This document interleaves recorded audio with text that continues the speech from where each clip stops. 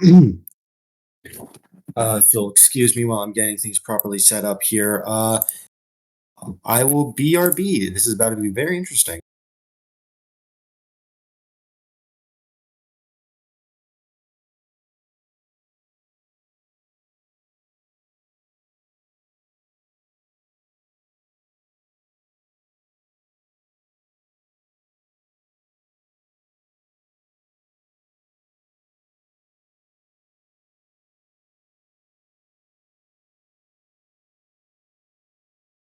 Alrighty, I'm back. Let's get into the swing of things, everybody. It looks like they're still getting things properly set up here, of course. And this is going to be interesting. I don't remember the exact seeds per se, but I do remember both of these teams have done very well, especially the fact that they've gone top eight. But it's a bit hard to see what can happen, especially it's a bit hard to say what will I'm having a brain fart, my apologies. Of course, as always, I've been your commentator Delta. Fair, might as well introduce myself before we get into the swing of things. It looks like both of them are currently in team preview now. It's a bit hard to say how this is going to go. Astro, of course, is rather infamous for their stall, but they've been, I think, going with a little bit more offensive teams as of late, although I could well be wrong. And it looks like that is the case here, as it looks like Hoytman will be leading off with Masquerada as Urshifu Rapid Strike comes in for, I believe this is Pixelmon FR. This is going to be interesting, as both of them have a fairly respectable chance of KOing each other. It just depends on what item this Masquerada has. If it's Choice Scarf, things could be looking very bad for Urshifu here. But if it is Choice Band, and this is Choice Scarf Urshifu, we could potentially just see a reverse KO here, choosing to swap out a very respectable choice. It looks like both of them are choosing to switch here, one into Tornadus Theory and the other into Corbinite. This is actually interesting. I think that's the first time we've seen a Masquerada on the field as well, although I could well be wrong. At least the first time I've seen one. Now, this is an interesting dilemma here. Obviously, depending on the set, this Tornadus could be threatening major damage to Corbinite here. We'll have to see how much damage Heatwave is capable of, though, as at any moment, we could potentially be seeing a pivot. I would suspect either a Heat Ram or something else to be coming out, something that could handily resist fire attacks. Although we could potentially see a Focus Blast. It's hard to say for sure. Um, Tornadus does have a habit of running all kinds of weird sets with Nasty Plot. For all we know, this could just be the standard defensive set as well. Of course, as we wait for this to happen, I would say it's hard to say which particular Pokemon has the advantage here. If they don't have a good fire, I think this is actually a bulky set. There we go. Corbinite going into U-turn here, knocking off the Rocky Helmet could be helpful later down the line. The question remains, though, what is the next Pokemon that's going to come out that is going to try and threaten this Tornadus? Chances are, unless it's running Triple Axle, I don't think Meowscarada can do all that much. Although I would imagine potentially knocking off what could be an Assault Vest here could prove to be incredibly nice, very helpful. It's a bit hard to say for sure.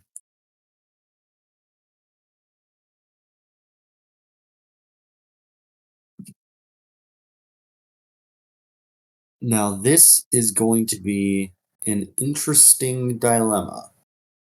Choosing who to pivot out to is not always the best position you want to be in. Choosing to bring in Meowscarada, now this could be interesting. Could we potentially be looking at a knockoff or a triple axle here?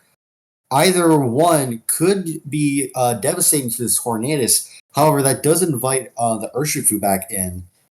And if you want to potentially go for that kind of read, um, go for a flower trick, that is also a possibility.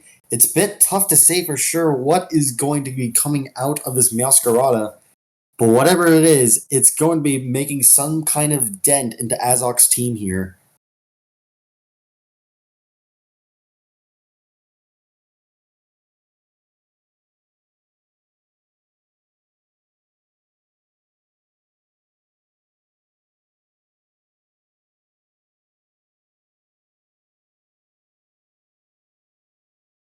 There we go. Bringing in the Melmetal knockoff, dealing pretty significant damage. I think that I could be wrong, but that might be choice band range. I It's a bit hard to say for sure, but this is a pretty solid knockoff here. I can believe we can confirm now that is a Melmetal with leftovers, which is sometimes common. Definitely not the most common set, as that's commonly Assault Vest. The question remains, though, what does Melmetal go for here?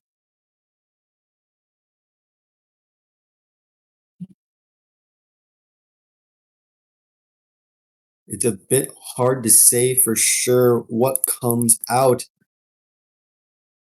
and this is a tough choice. Outcomes, I assume this is Ting Lu.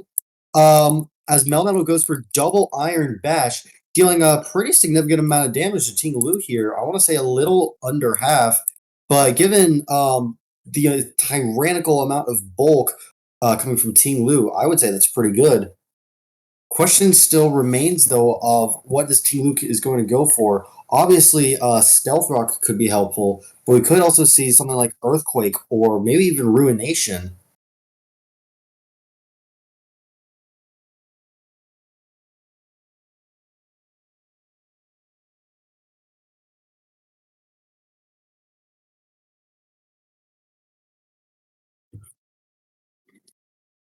It all comes down to this, everyone. Not all of it, but I would say if Hoytman makes the right play here, we could be looking at a very heavy lead for Astral Pixelmon here.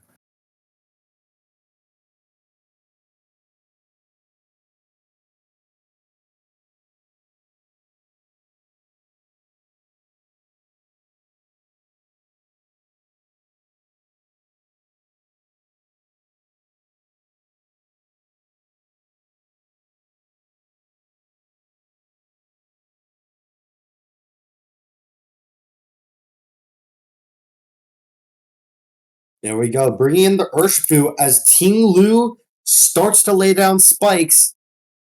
Now, this is a dilemma here, as obviously, you could try and pivot into something like the Corviknight. However, you're not going to be dealing any damage with Rocky Helmet, and I believe some Corviknight don't even run Brave Bird.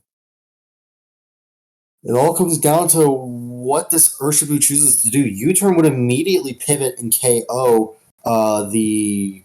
Why am I brain farting? Sorry.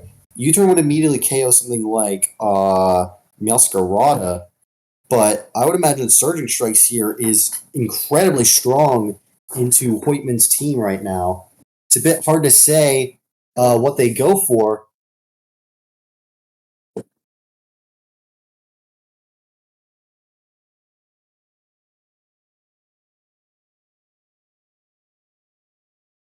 I will mention that laying down the spikes like this. Oh, it appears Azok has crashed.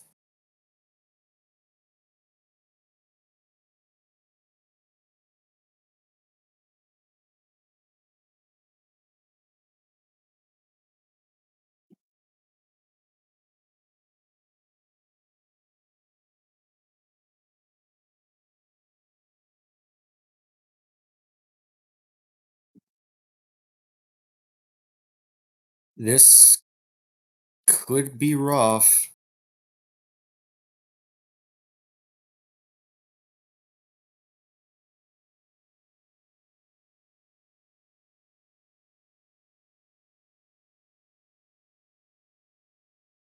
It's a bit tough to say for certain.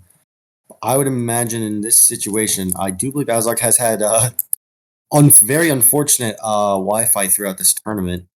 It's a bit hard to say the proper um, how they're going to rule this. It might just be a full restart, but it's not like we had too much progress.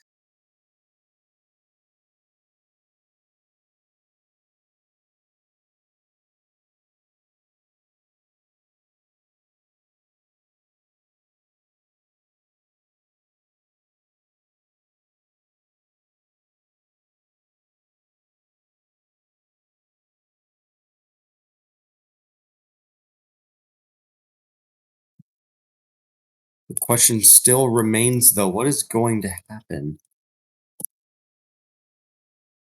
It appears that Spartmus has also left, but but whether or not that's a crash or just choosing to arrive back later is hard to say for sure.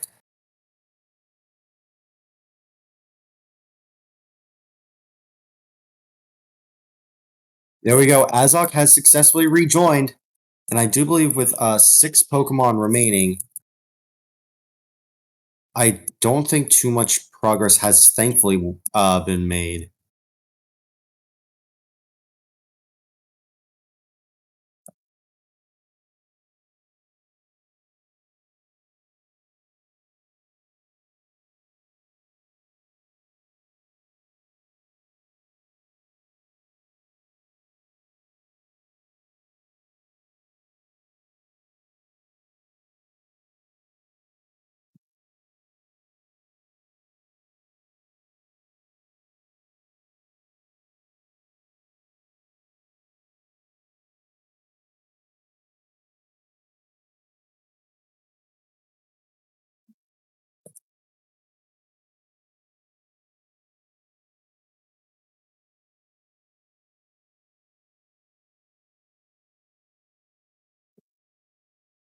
Here we go. It looks like we're finally getting things set up here. I will say, I believe I've gone policy now. If we experience another crash, it probably will be considered a forfeit here. So we'll have to hope internet is able to hold on either side.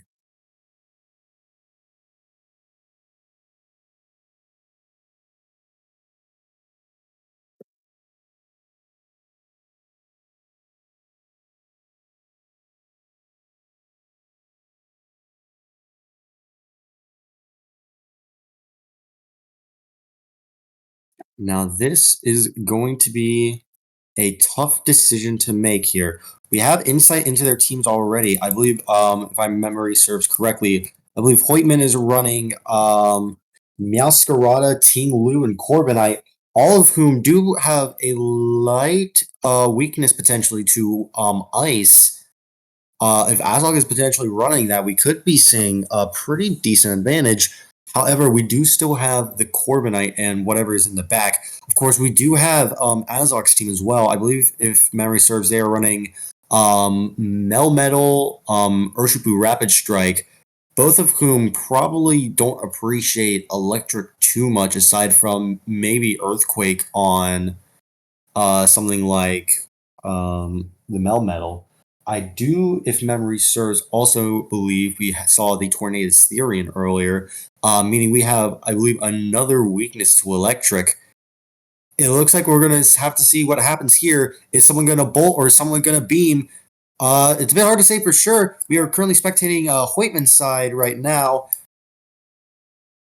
And this is interesting. Scarf Lele, very much a potential counter, unless I have my speed wrong. I do think Urshifu Rapid Strike is a little bit faster.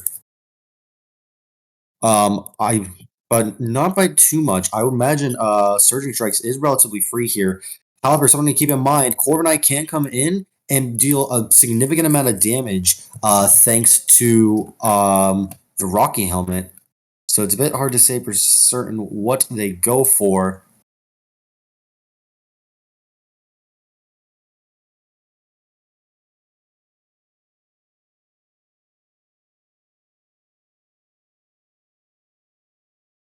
I will say chances are Surging Strikes will definitely not KO something like a Corbinite.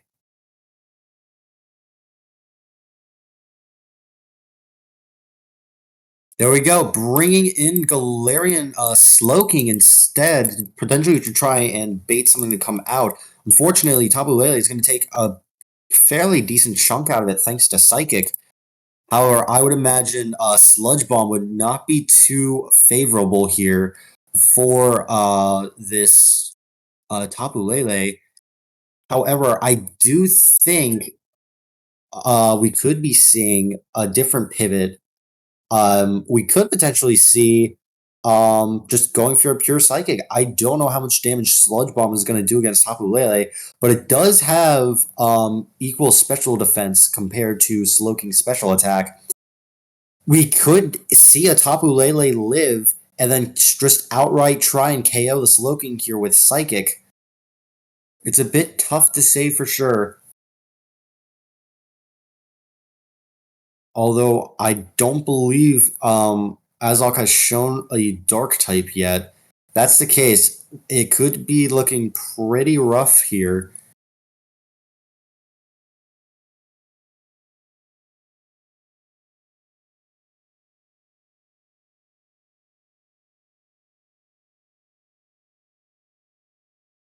There we go, bringing in the Ting Lu as Galarian Slowking goes for the chilly reception here. I would imagine Urshifu Rapid Strike once again being the Pokemon of choice here. We'll have to see what actually happens, though. I will say, if this is Spikes, chances are we are looking at the OU defensive set. And if that's the case, we could be looking at a very difficult Pokemon to try and remove.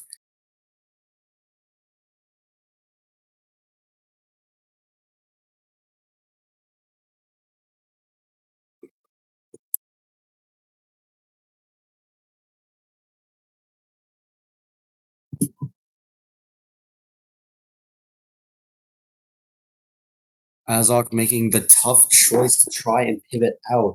What do they choose to pivot into, though? I don't think something tells me it's a bit difficult for Surgery Strikes to KO. And given the amount of bulk on something like Ting Lu, I don't think special defense is going to be the way to break through it either.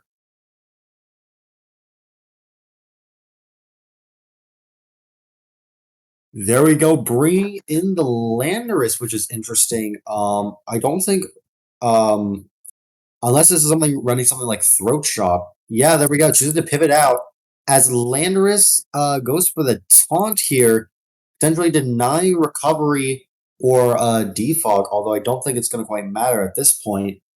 Landorus going for the Stealth Rock, which is pretty effective here, as Landorus is remaining on the field as Corviknight tries to U-turn out, taking a little bit of damage from Rocky Helmet.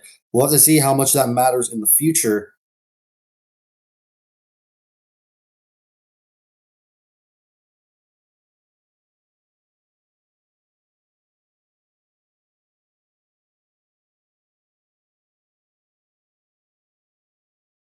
The next time this Corviknight comes in, I want to wager it would be taking about 12.5% from this.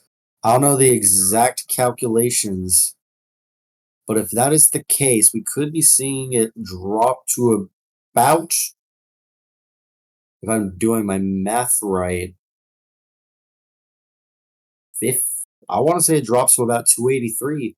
I could be wrong with my math there, but I think that should be properly correct.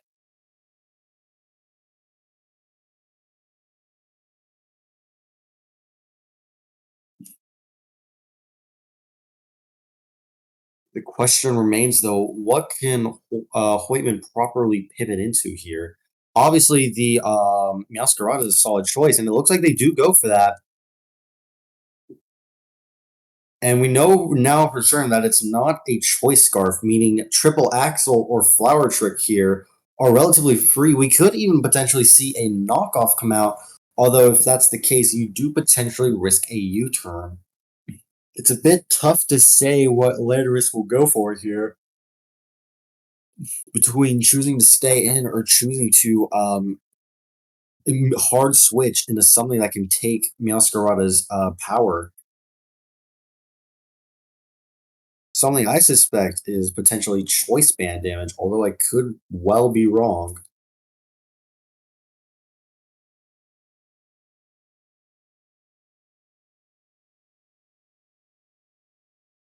Meowscarada hurt by Stealth Rock. We know for certain now that it's not anywhere close to.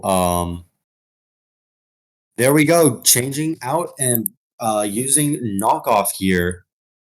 Very much effective.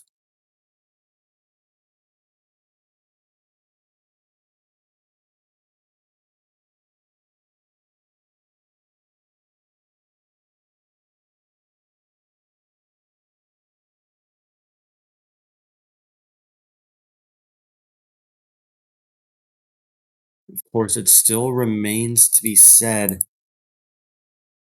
What does Melmetal do in this situation? If I'm looking at that right, I think this is the choice band set. What can Melmetal attempt to pivot into here? As although something like I would imagine Corbinite is a fairly tempting choice here, but do you go for the Thunder Punch to try and read the Corbinite, or do you just click actually choosing to just hard switch out, which is a very much a good choice. It looks like we could be looking at either a Heat Wave or potentially a U-turn coming out, which I do think Tornadus is usually faster in this instance, so it might not really be worth it. I would suspect either a Nasty Plot or a Heat Wave coming out, either of which would be pretty tough to handle.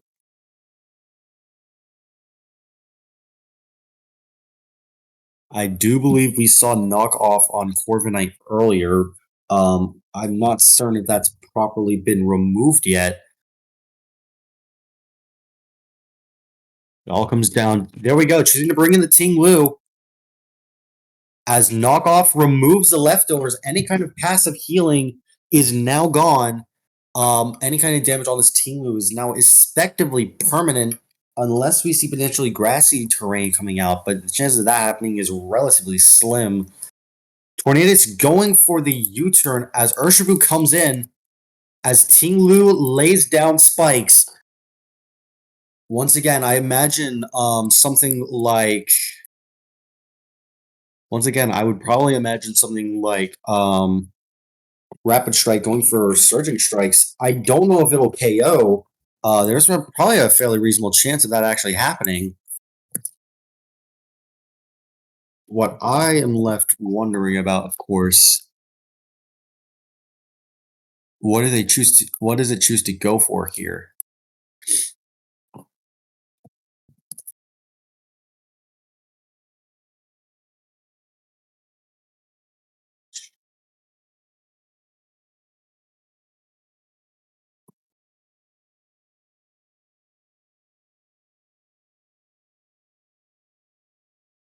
And so we are left with a tough choice. What happens here?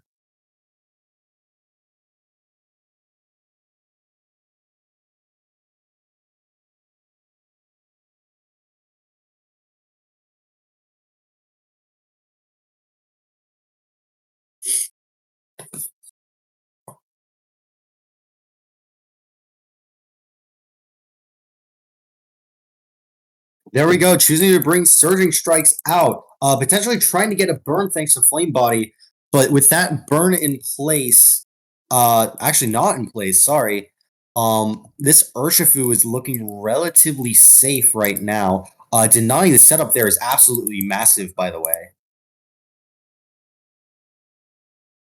Something I will mention is that if this is Choice Scarf on the Urshifu, there's a fairly high chance of just a straight up KO here. There we go, choosing to bring in the Slowking once again. I feel like judging by that behavior, it might not be Choice Scarf. And with Psychic dealing that amount of damage, I don't think Slowking can safely stay in for long.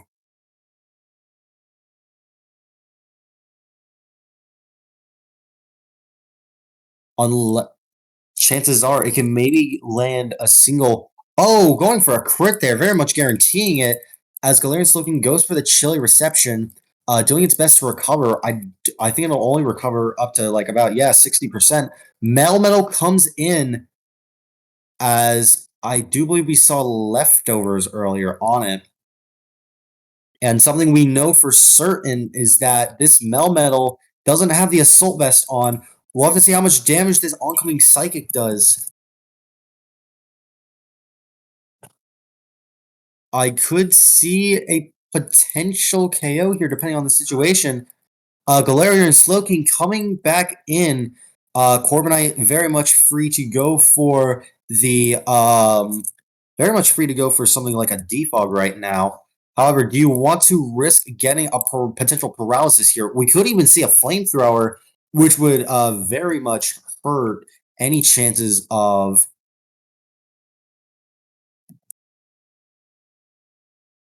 I would imagine something like flamethrower being potentially very risky here. If this Slowking is running it, chances are we could be seeing a Thunder Wave come out. However, we did see the Ting Lu earlier. The question still remains, though, what do you prioritize now? Keeping this alive in favor of swapping Ting Lu, or ensuring you get them off the field? Going for the Roost here to try and heal, as Galarian Slowking goes for the Future Sight. Corviknight relatively free to defog now. Of course, the question still remains, are we looking at a Toxic set?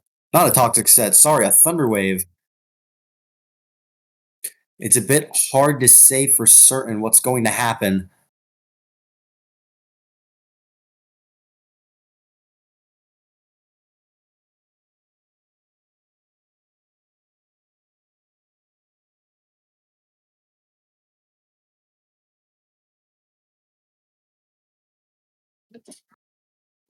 Of course, with Corviknight back up to full HP, it is relatively free to do what it wants, unless this is running Thunder Wave at least, although we could well be wrong.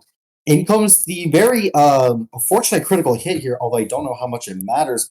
Corviknight choosing to swap back out, likely into Ting Lu, as Galarian Slowking goes for the Flamethrower. I would imagine in this instance, Ting Lu is relatively free to set up spikes here, as chances are, I don't think they want to risk an Earthquake. There we go. Looks like that is the case. Ting Lu setting up the spikes as Ting Lu takes the Future Sight. I would wager Ting Lu is a hard counter here. Neither Thunder Wave nor Future Sight is going to be appreciative here, although it is fairly susceptible to poison, so be careful of that.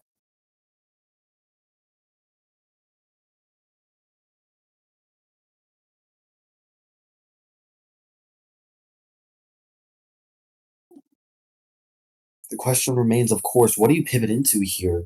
As if Heat Wave comes out, that could be very bad for something like Corviknight, who isn't really bulky on the special side unless it's heavily invested. Of course, we could potentially just see an outright attempt at a KO. Spikes have been set, meaning any kind of grounded Pokemon is likely going to be taking a lot of damage upon entry.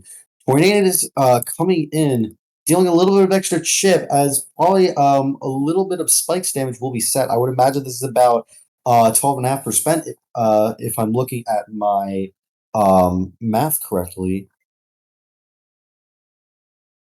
Now, this is interesting. What are these choosing to be brought in? Jerem, it looks like. Very fortunate to bring Tornadus back in. Still no damage to Spikes, thankfully.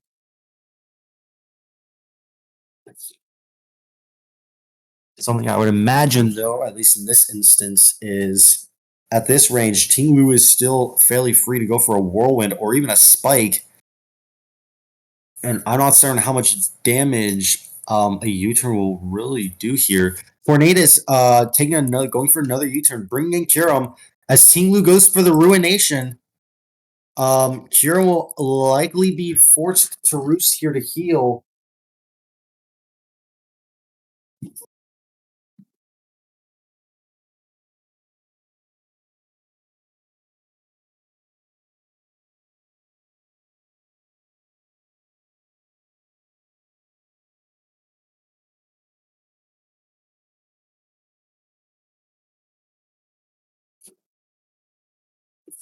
This is a choice to make. With the spikes up, Kyurem is there we go, chooses to go for the freeze dry, immediately trying to go for that KO.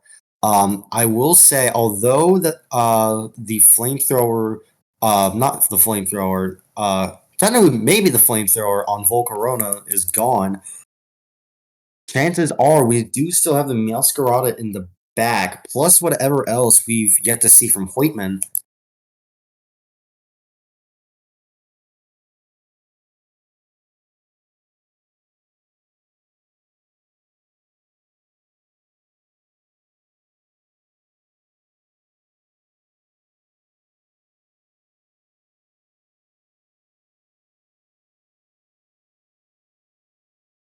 There we go. Tapu Lele coming in, taking a little bit of extra stealth rock damage.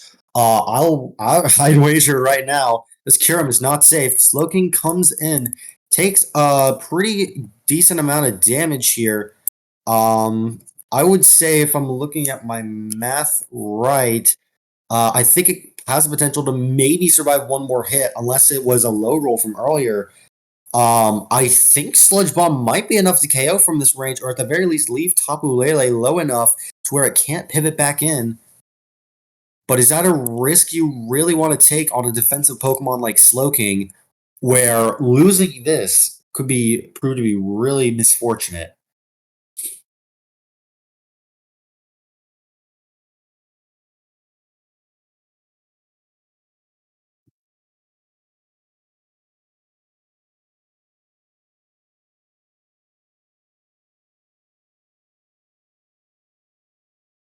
There we go, Psychic again, Sludge Bomb. As Slowking barely survives, the Tapu Lele has fainted, and this Slowking needs to get out of here now. Unless Azok chooses to let it faint here, but is that a risk you really want to take?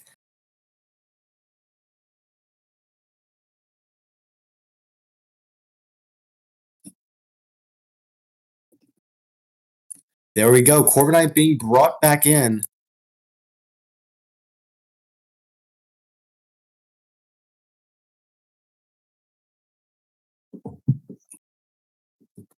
This is something tough you need to do here. U-turn is relatively free for pivoting, but if you want to keep the Slowking alive, you will have to hard pivot, which does give Hoytman the opportunity to switch into something considerably more threatening. What is the choice Adlock makes here? This is very much in their court right now.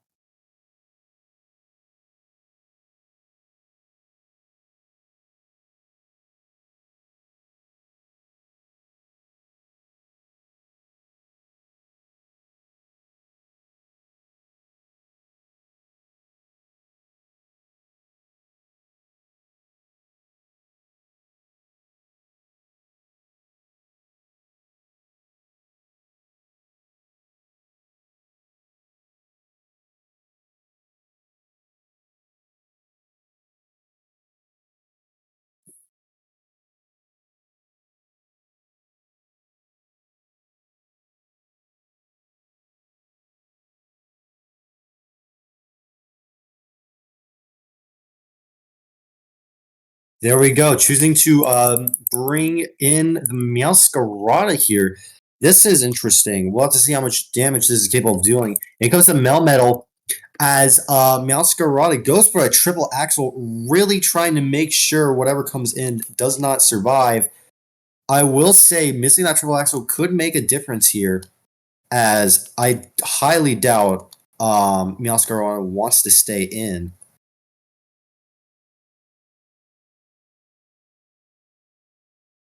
There we go. In comes the Corviknight. As Glowking is brought back in,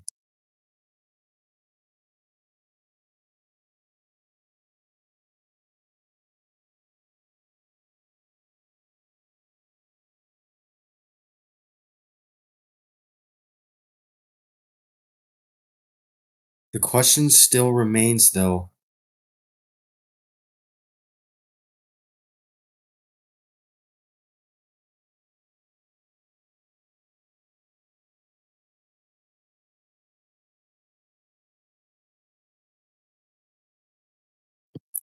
This is a lot of pressure potentially being brought out. U-turn is still relatively free here. We could even potentially see a defog.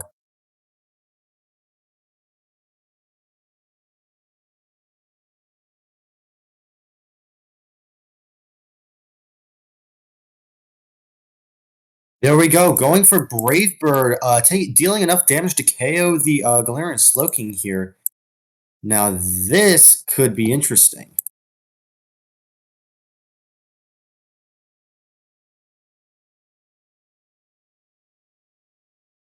As with the Galarian Slowking down, that is a major special wall removed. Although I do imagine both of the special off attackers have been removed, so maybe it doesn't quite matter as much.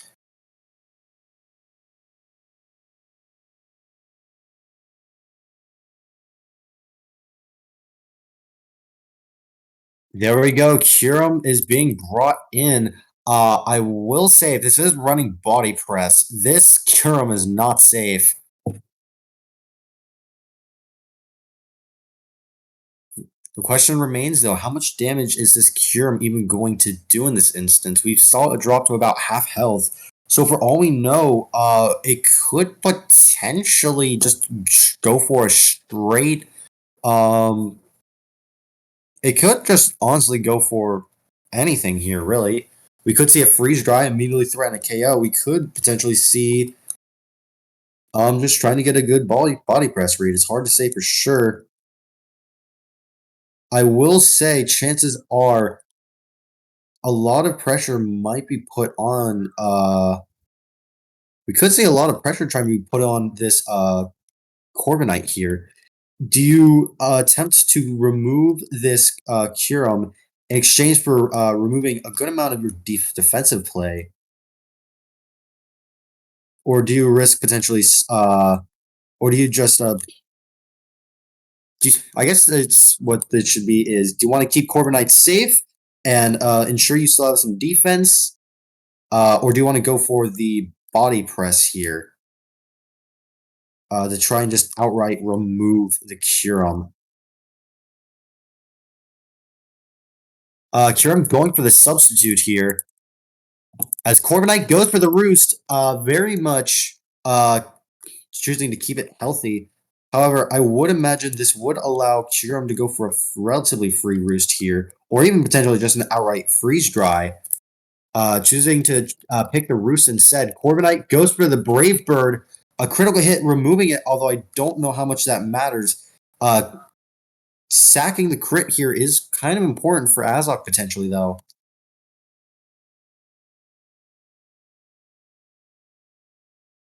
There we go. Kyurem going for another substitute. There we go. That U-turn could be very important. Choosing to bring in what is likely going to be the Meowscarada. Of course, the question still remains with a Pokemon as frail as Meowscarada. What do you want to really do in this situation? I think the only thing that actually has a reasonable chance of threatening the Kyurem here is that triple axle. Choosing to bring in Urshifu, actually, which could be a solid choice depending on the situation. I would imagine a freeze dry would be pretty devastating, though.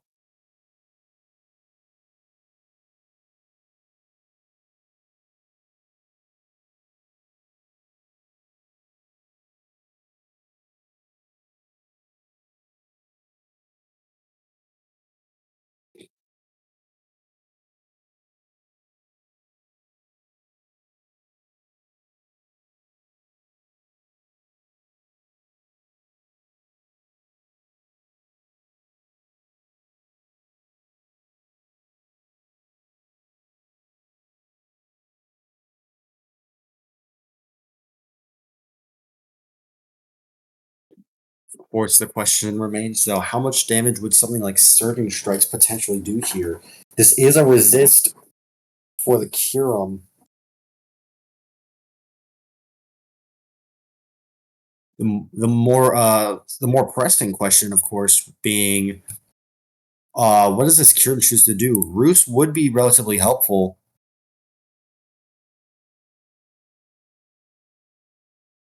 There we go.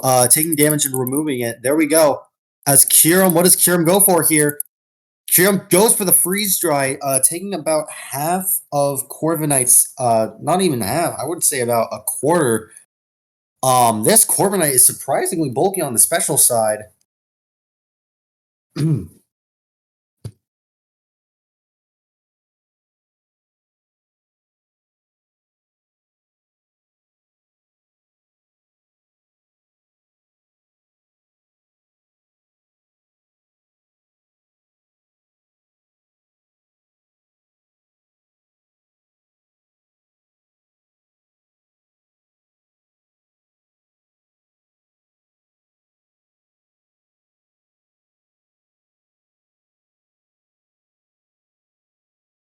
There we go. Kiram going for the freeze dry here.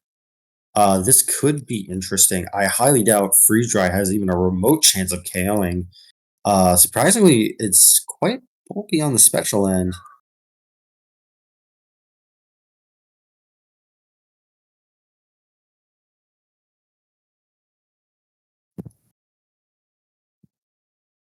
There we go. Both of them going for the roost here. Although I would imagine something like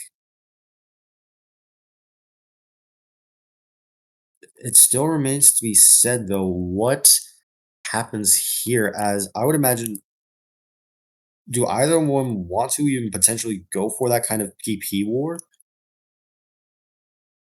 I do believe this is potentially the heavy duty boot set, by the way, which is why we didn't see that damage from earlier. Which does mean if this is, I would imagine maybe even if it's not Choice Scarf, we could see Landorus outspeed, Landorus, sorry, not Landorus, Urshifu outspeed here. Corviknight choosing the Brave Bird, uh, get rid of that substitute here. Ultimately, I do think the Corviknight is at the advantage here.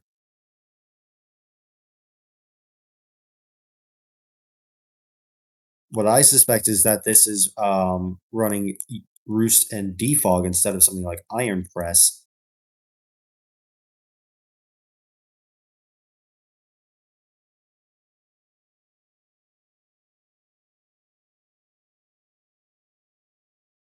There we go. Kiram going for another Surf substitute as Corviknight goes for Brave Bird here.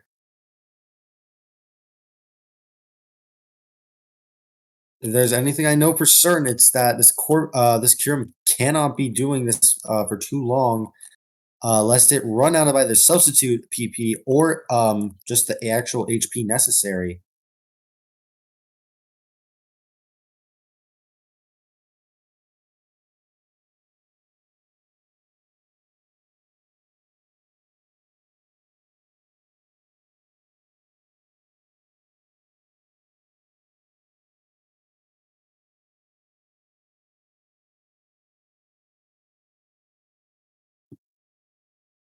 There we go. Kiram going for one final substitute as the Brave Bird takes enough damage for Kiram to be vulnerable again. I don't. Maybe like if it lives on point two, I could potentially see another substitute. However, that is incredibly unlikely in this situation. We might unfortunately we might just have to either go for a roost here. Yeah, there we go.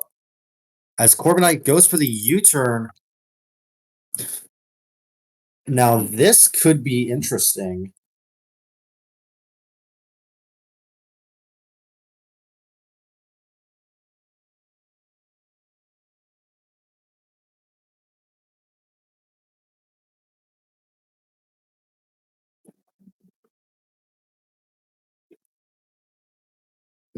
What could we potentially be looking at here?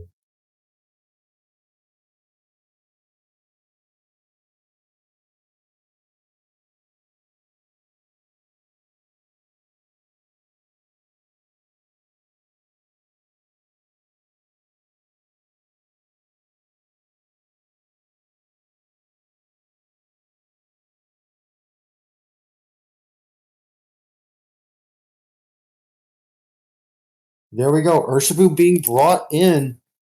If this Urshifu is faster, I would probably expect a close combat to be enough to KO. However, if this isn't a Scarf set, I don't. It's a bit hard to say which is faster between Kyurem and Urshifu. I do think potentially Urshifu is a little bit faster.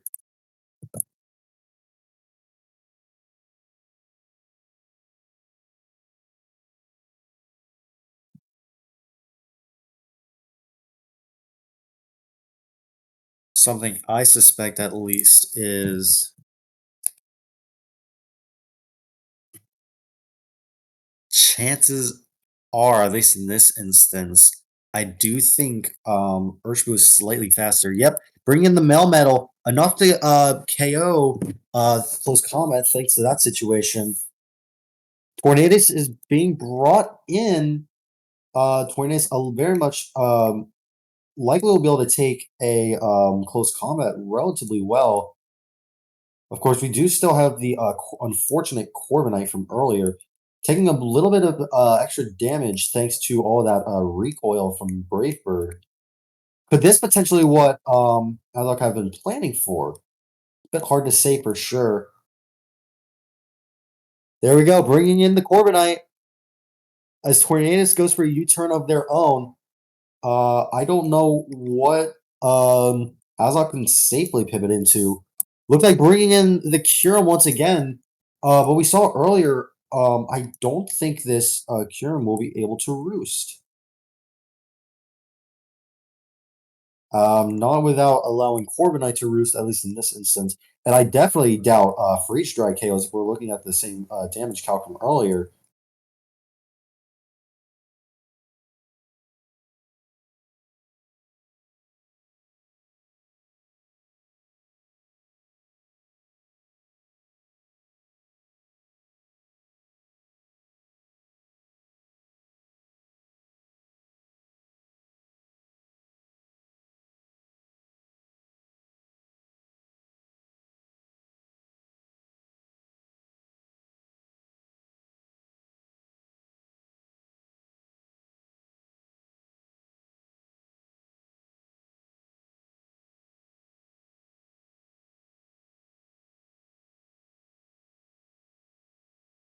This is a tough choice to make here. Kyurem once again going for substitutes.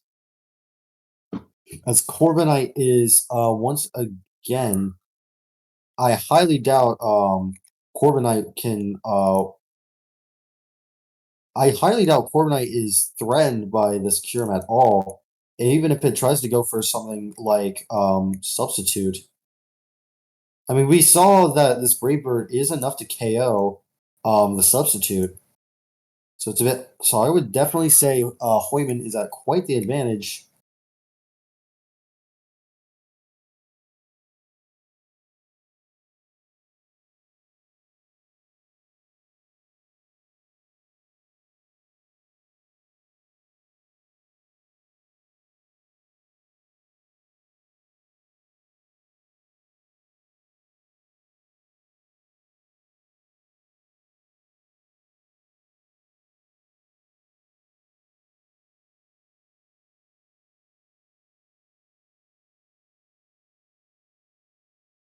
Of course, this is where this could be the difference maker. If Kyurem lands a single freeze dry here against the Corviknight, it is free to not only go for a roost here, as we've just seen. Corviknight going for the U-turn. I would probably expect close combat to be uh, coming in, even if it does go for something like Surging Strikes. I don't know how much damage that does, but it certainly will do a lot. But I'm almost certain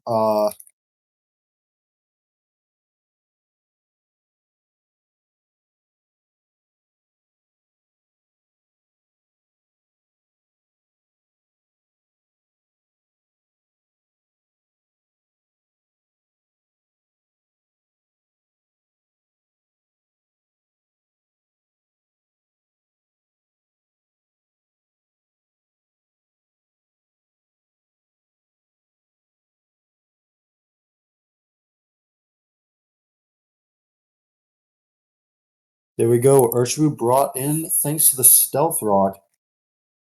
This is going to be tough.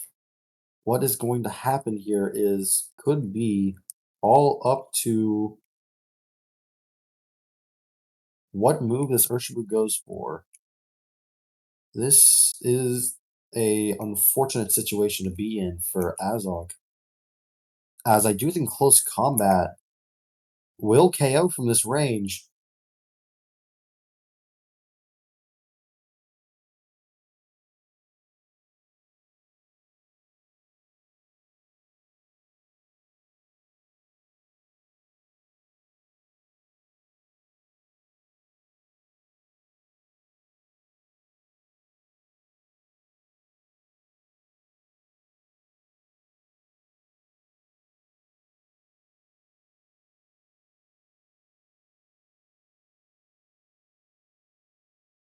There we go, bringing in the Landorus.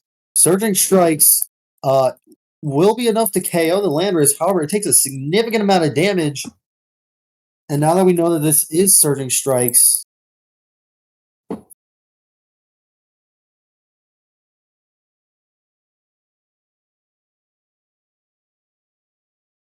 what is going to happen next? Do we know if this is Protective Pads or if this is potentially the Scarf or Band Set? It's still too tough to say right now.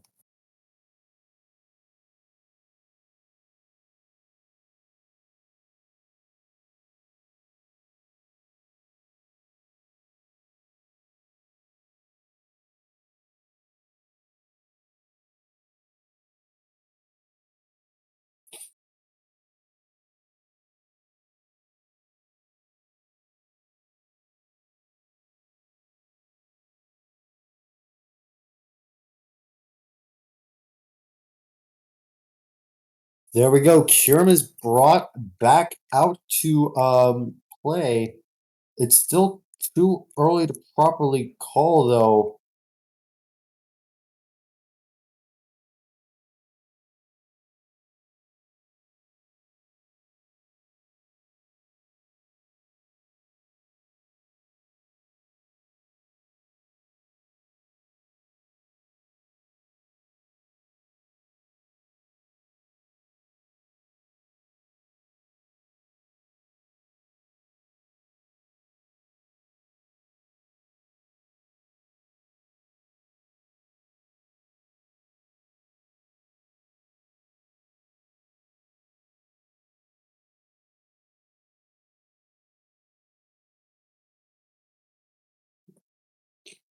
It appears we are left with a tough choice.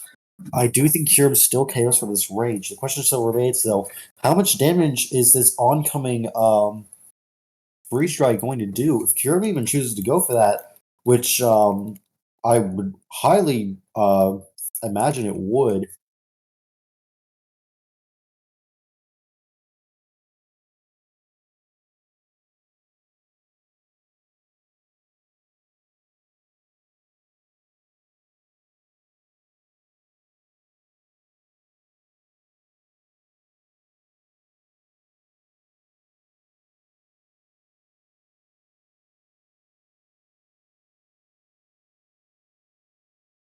There we go. Going for the Surging Strike. Still not enough to KO the Kyurem. In comes the Meowscarada, though. And I would imagine Triple Axle would be incredibly beneficial here.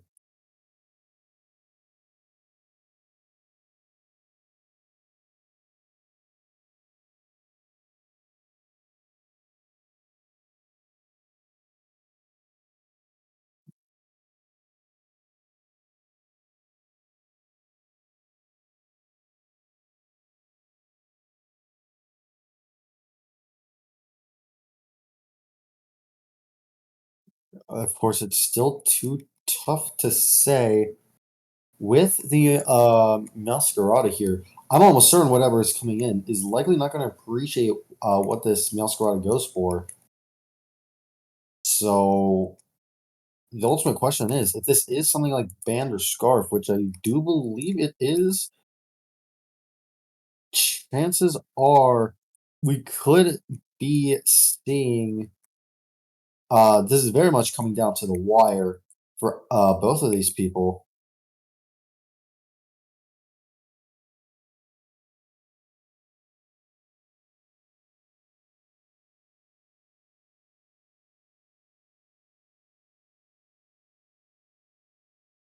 There we go. Going for the triple axle, enough to KO.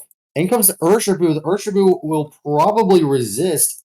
Maybe, unless I think it could also potentially be a quad, unless I'm wrong. Although, of course, we do know for certain that there is still the Corviknight left. This is the final Pokemon.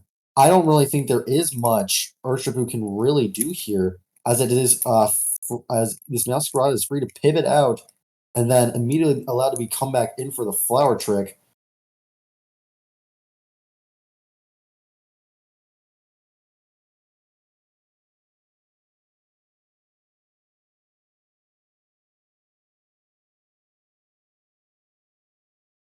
This could be a little more Jober than Azog could have hoped for. We'll have to see though.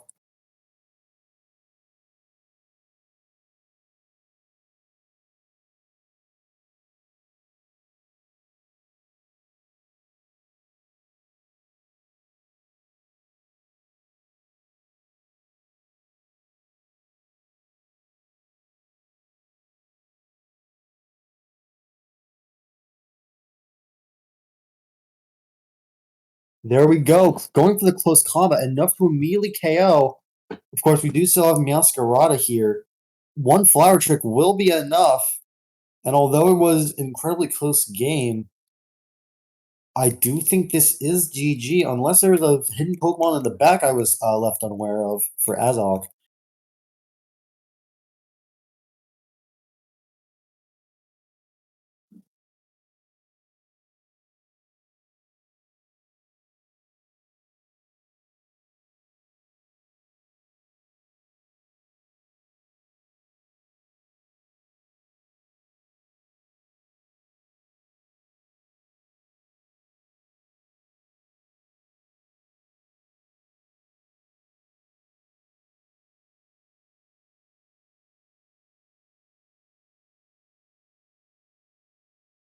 Of course, it does still remain to be said.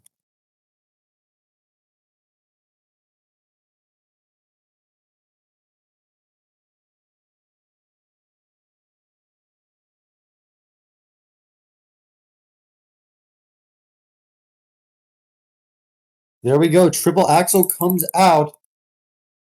The close combat's enough to KO.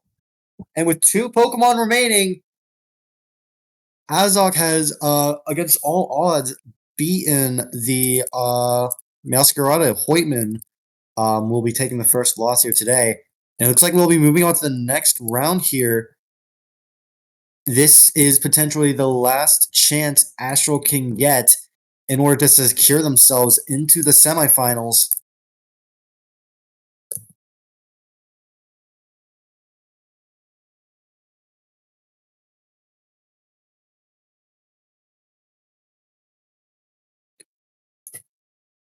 And it looks like we get it now. It's Svartpest versus Sizar.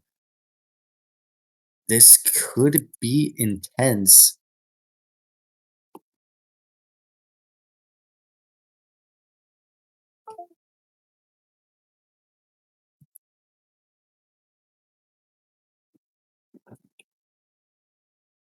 Now, this could be interesting.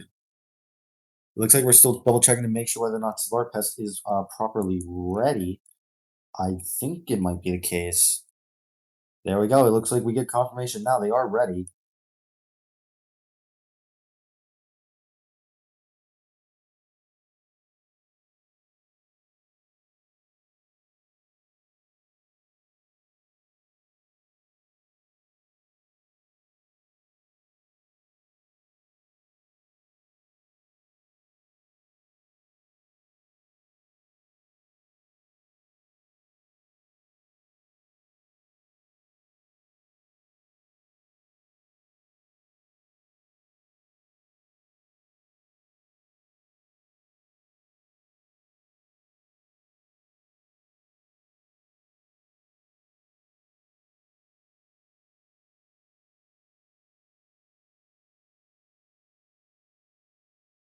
This is going to be tough. I think we get confirmation now they are in team preview.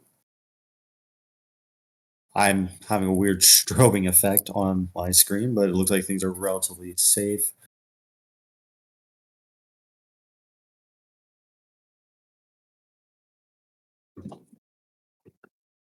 This could be interesting. This is if Astral loses one more game, we could be seeing Astral being knocked out of the tournament.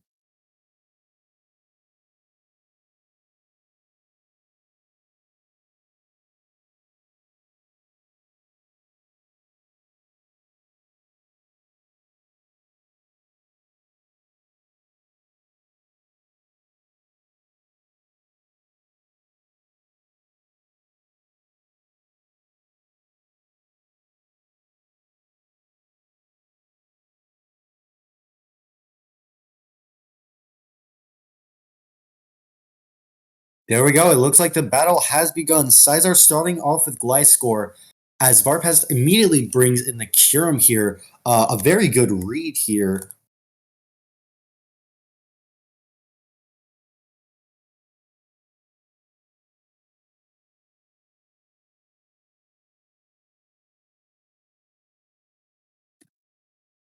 Now, this could be dangerous as Kyurem going for an immediate substitute right here could be devastating toward Sizar's attempts at trying to clear this thing. However, attempting to go for something like a toxic um, might not be worth it, as immediately going for a freeze dry could also be a little bit bad. There we go. Gliscor going for protect, trying to ensure it. As Kyurem goes for the freeze dry, Gliscor has its recovery up now.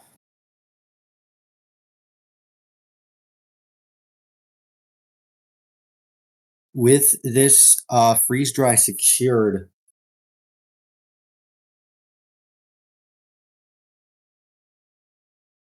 we could be looking at. We know now that this is a special attacking set. Bring in the Blissey. It's a bit hard to say whether or not Sizar is going for full stall here.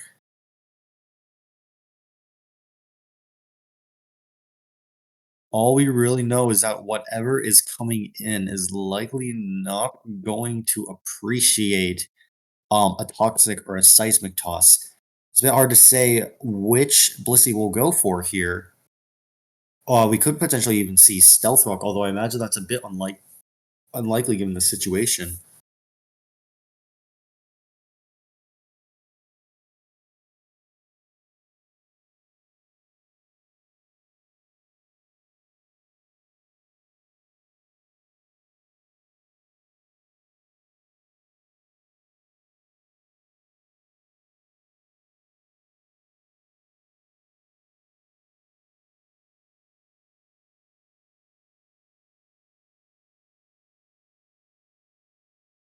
This is going to be tough. Bringing in the Melmetal as Blissey goes for Stealth Rock, that could prove to be helpful later, although it's a bit hard to say whether or not that's actually the case.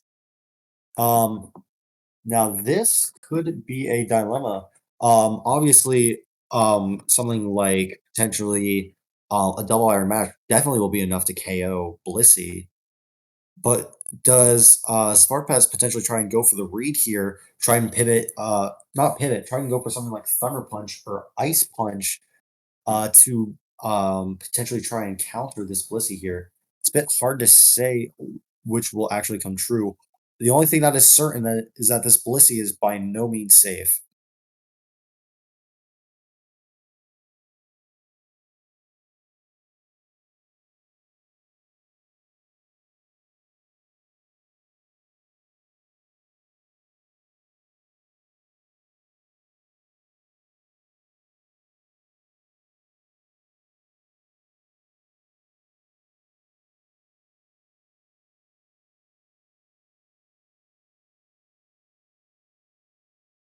There we go, bringing in Dundozo as Double Iron Bash does a pretty respectable amount here. I believe I want to wager that's about 100 HP if I'm looking at this right. Now, this could be a tough dilemma at hand. Thunder Punch will likely deal a lot, how will likely deal a pretty respectable amount. We know now this Mendoza is running leftovers. It's a bit tough to say what this chooses to do. We could be looking at a curse set, which would be pretty devastating for Melmetal's chances of successfully 1v1ing this thing. Although I would imagine a wave crash wouldn't be too pleasant either.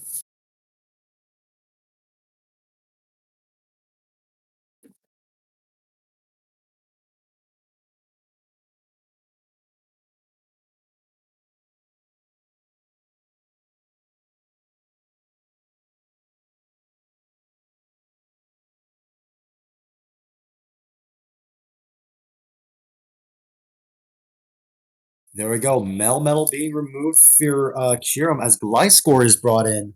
A very unfortunate switch for Sizar here. Although I'm a little bit curious to see what they went for. Potentially trying to go for trying to read the Thunder Punch.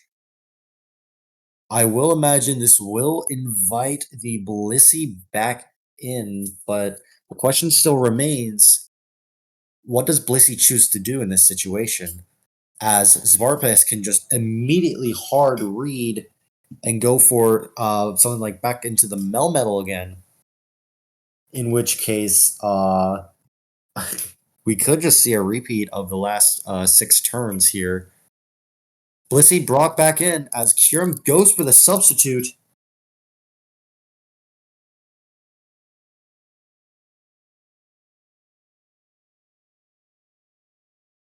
I will say this will dramatically reduce.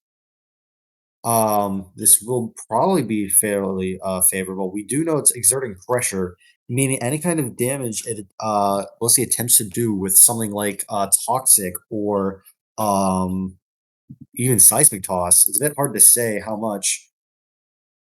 There we go. Seismic toss still not removing uh that's actually kind of important here. Seismic toss not quite removing.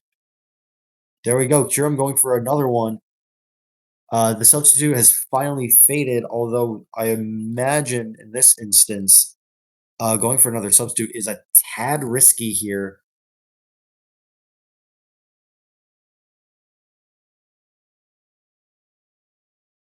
There we go. Shedinja is brought in as Kyurem goes for another substitute. This is actually a little interesting. We know now this is, I would wager this is either Focus Sash or likely heavy duty boots. What does what does Shedinja potentially do in this situation?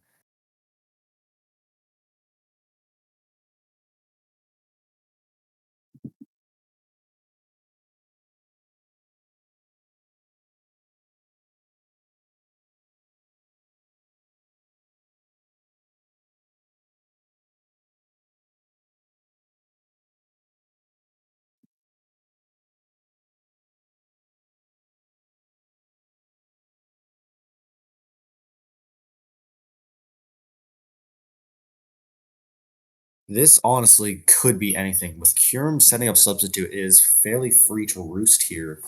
I don't know what the Shedinja does, so it's a bit hard to say. I would imagine with Wonder Guard, though, Kyurem can't really do anything to it. And that might be precisely what Shedinja is trying to bank on.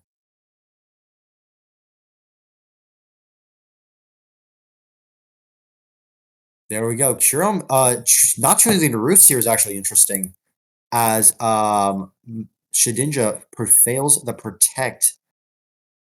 This is very much looking to be a very much a key purport part of stall. But I'm more curious about is why you're choosing to pivot to Melmetal here, as I don't believe it gets anything like Mold Breaker, nor do I believe Double Iron Bash has the capacity to be able to be of much help here. This is actually kind of interesting. What do they choose to go for?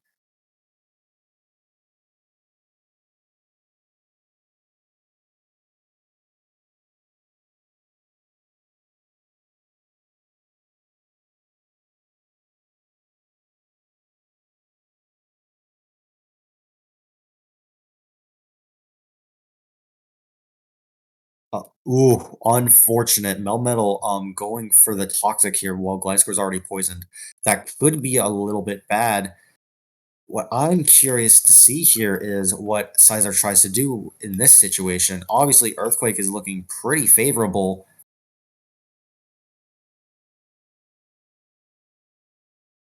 What I'm more curious to see.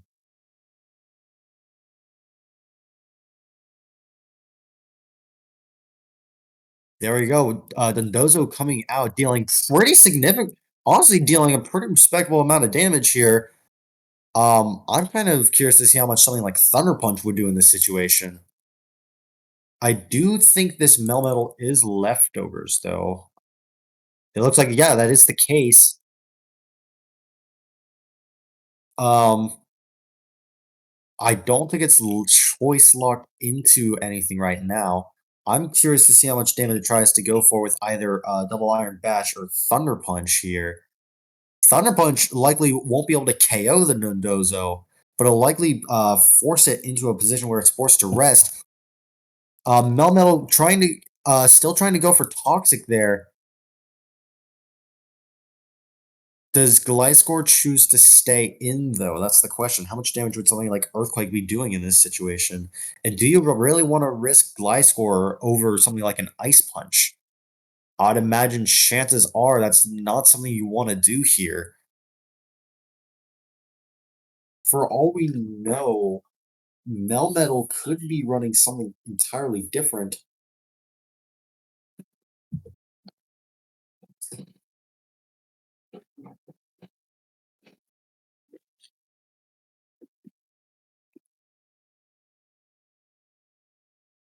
Octopex being brought in, dealing taking quite a significant amount actually, thanks to that Rocky helmet.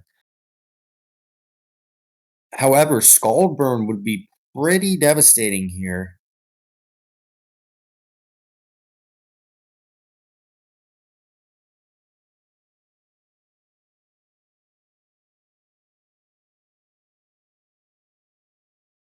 It's a bit tough to say what Caesar chooses to do here. I will say there's a good amount of his team that has been chunked. Of course, we do know that damage is likely not lasting for long, meaning Melmetal will have to do their best to capitalize somehow. We could see an Earthquake or a Thunder Punch come out. It's a bit hard to say which.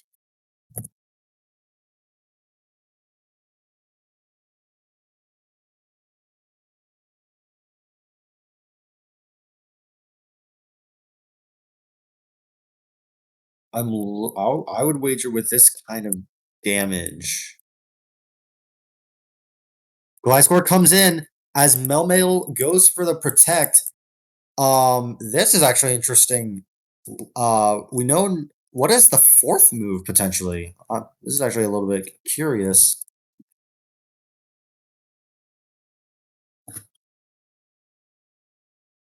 Protect failing there could be pretty bad. It does allow Gliscor to come safely come back in.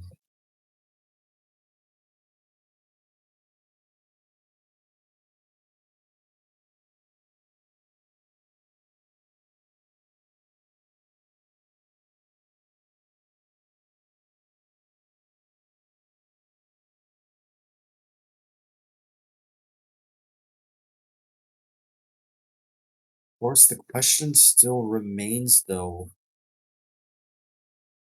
I don't think any hazards have been set. In comes the Toxapex as Melmetal fails to protect once again.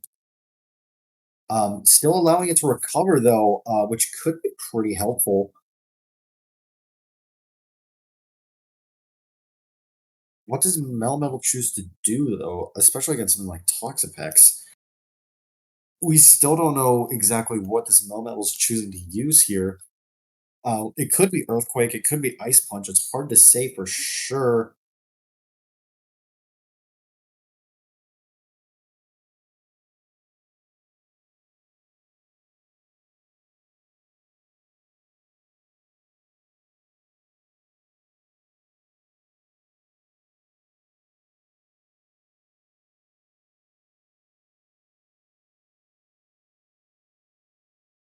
Hiram being brought back in as Toxapex goes for the knockoff, removing heavy duty boots. That is devastating for this Hiram's chances of allowing to stay on the field here, or even just trying to come back in.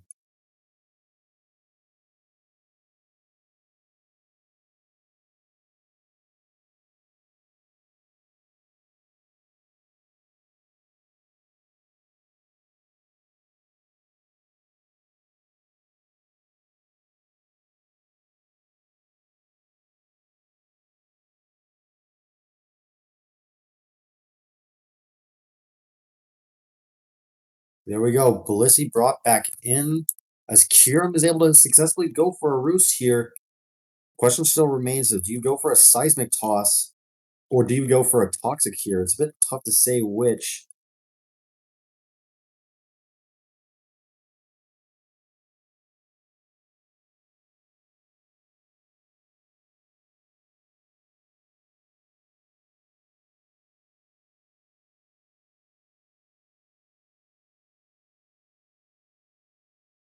There we go. Kiram setting up substitutes as Blissey goes for another seismic toss.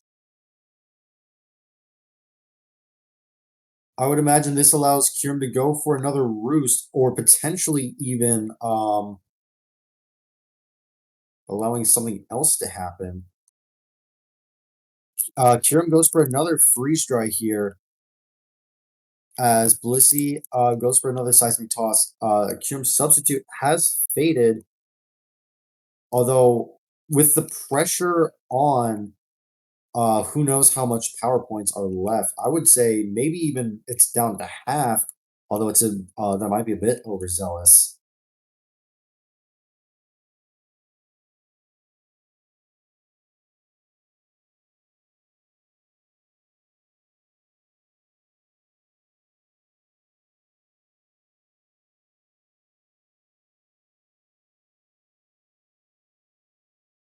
There we go. Kiram setting up another substitute.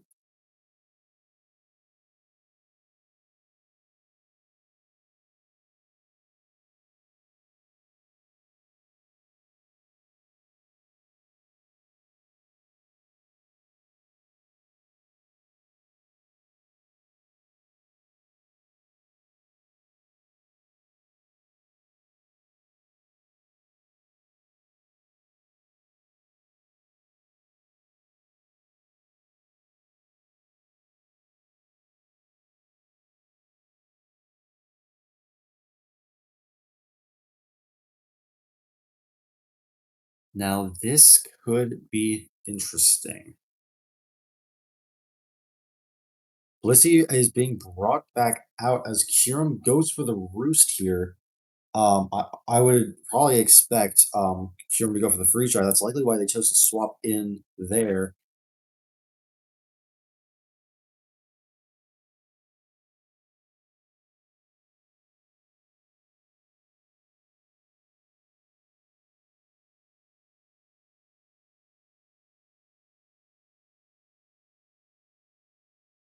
There we go. Blissey going for the protect. We know this has protect and seismic toss. We could be chances are I suspect that this is wish likely coming out from Blissey here. I think the other moveset, I could be wrong. I think it was Stealth Rock. I don't think this Blissey has any actual way to go for Toxic here. And if that's the case, this could be very good news for Smart Pest as um that could allow for some very good situations to arise later.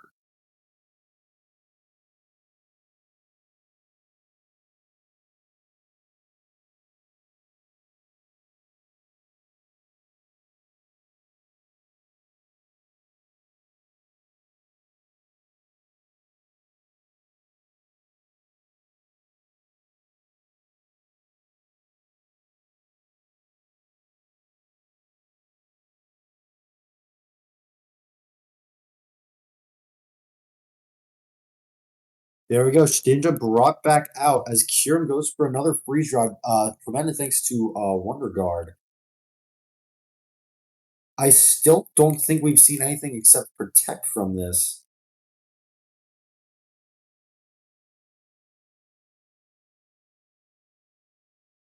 Here we go. Melmetal brought back out as Blissey comes back in.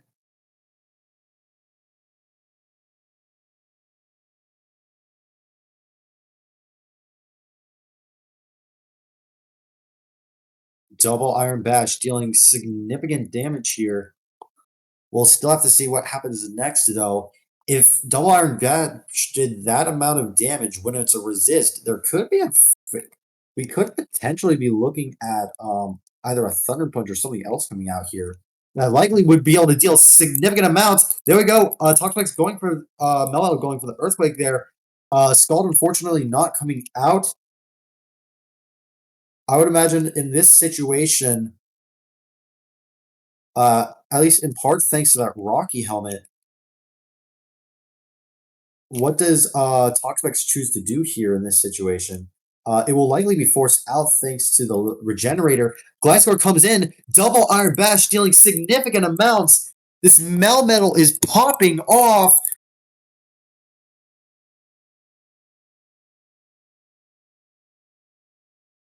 We know now for certain that this Melmetal is faster than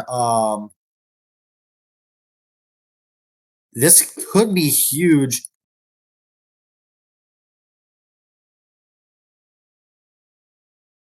Gliscor going for the Protect here, doing its best to survive. Melmetal going for Protect itself, but it doesn't quite matter at this point. Melmetal causing a little bit of extra recovery, which could be vital.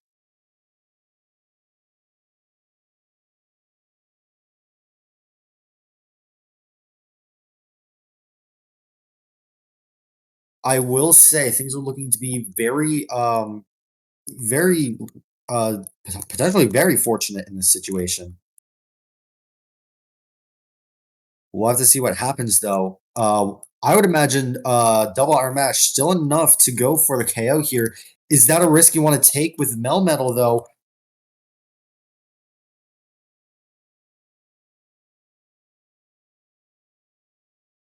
We could potentially see Shedinja do its best to come out, and if that's the case, that would be insane. Melmetal going for the Melmetal going for Toxic here, putting a lot of pressure onto the Melmetal putting a lot of pressure now thanks to that. Of course, I will say Dondozo by all means is very much safe to go for something like a curse here. But we did see the freeze dry from earlier.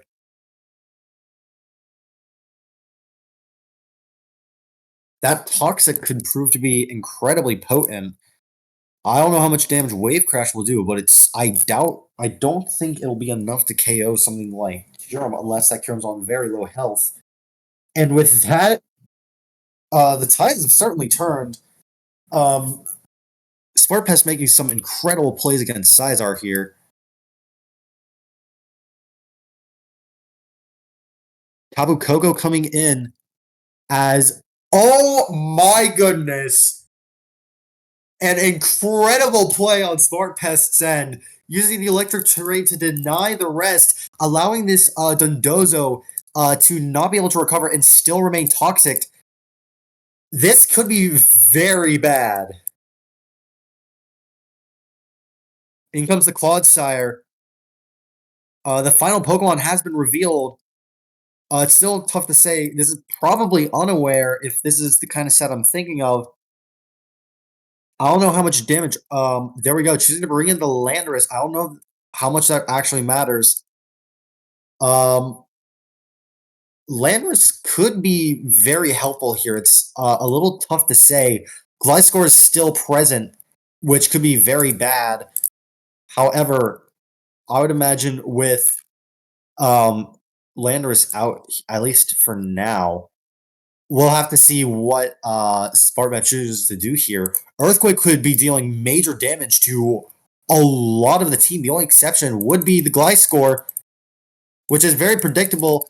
There we go. Gliscor being fairly free to come in. I don't know what Gliscor chooses to do, though. We know now that this is a probably the standard pivot set, potentially, or just a general utility mon.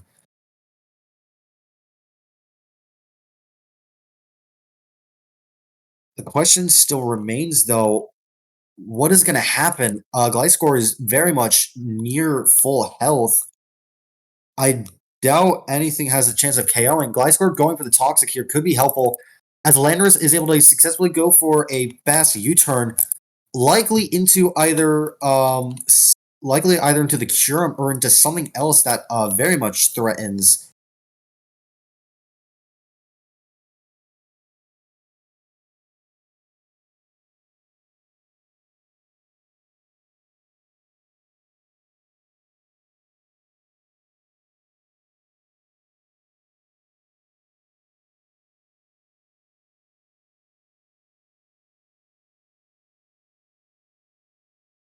This is a tough choice to make.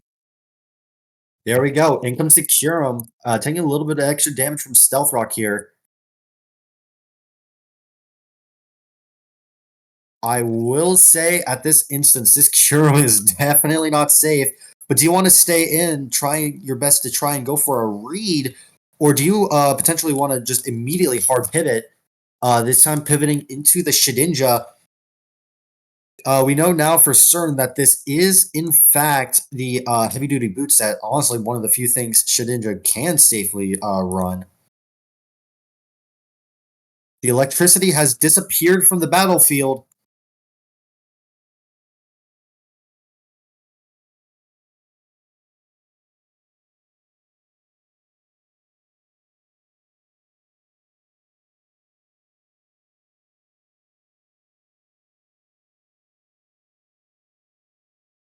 There we go, bringing in the Melmetal as Shedinja goes for another Protect. Shedinja really trying its best to stall out for as long as it can.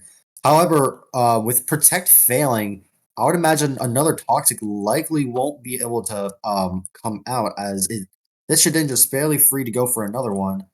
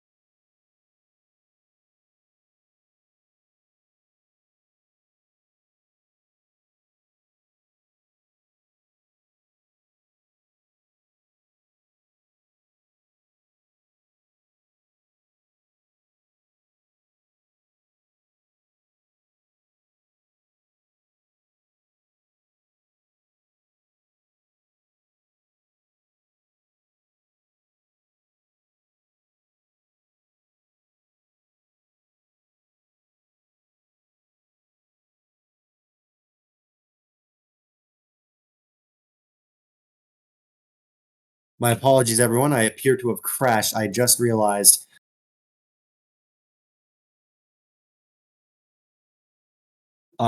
This could be.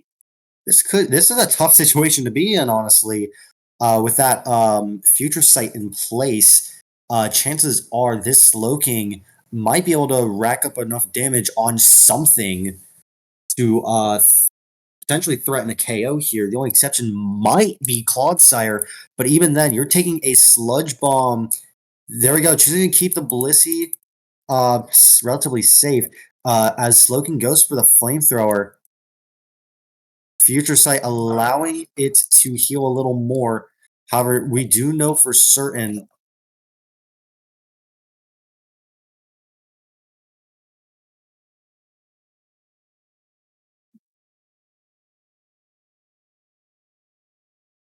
There we go. Bring in the Toxapex, which could be important. Slowking going for another Future Sight.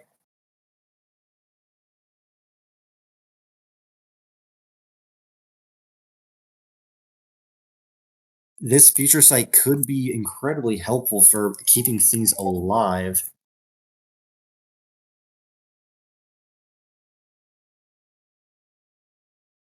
Blissey comes back in as Galarian Slowking goes for the chilly reception, finally being able to be brought out. I will say, as this is brought in, Melmetal is brought in, taking a pretty much negligible damage. Whatever is coming in to try and counter this will have to face the wrath of an oncoming future sight as well. Once again, it's a bit tough to say what can safely come in. The only thing I would likely expect would be that Shedinja, but I would imagine Smart Pass is likely expecting that as well. Do you go for the Toxic, trying to bait the Shedinja, or do you go for a hard Earthquake here, or even a Double Iron Bash? I don't think this Blissey's gone for Wish just yet. Blissey going for the Protect here, doing its best to try and ensure Future Sight. There we go, taking a little bit of extra damage, ensuring that Future Sight falls on relatively safe terms. That is quite a bit of Protect gone, though.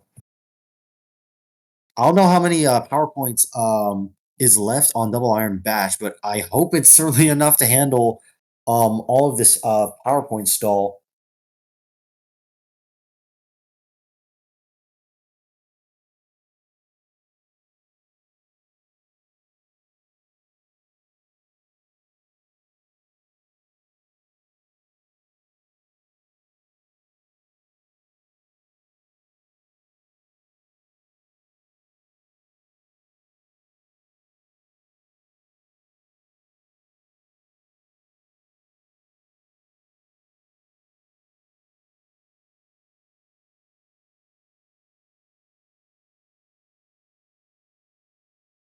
There we go. Blissey being brought in out and bringing in the Dundozo.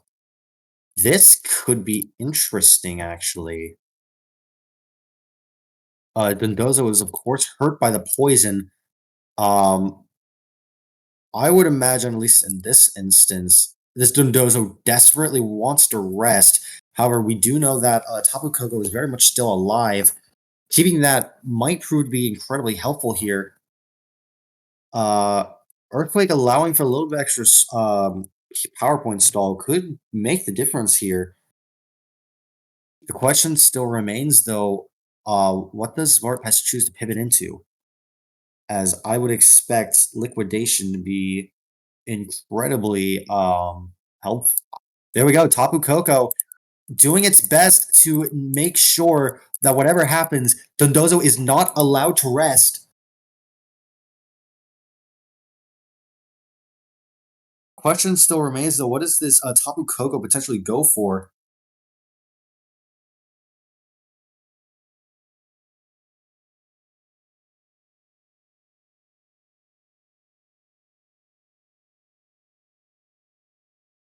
What I'm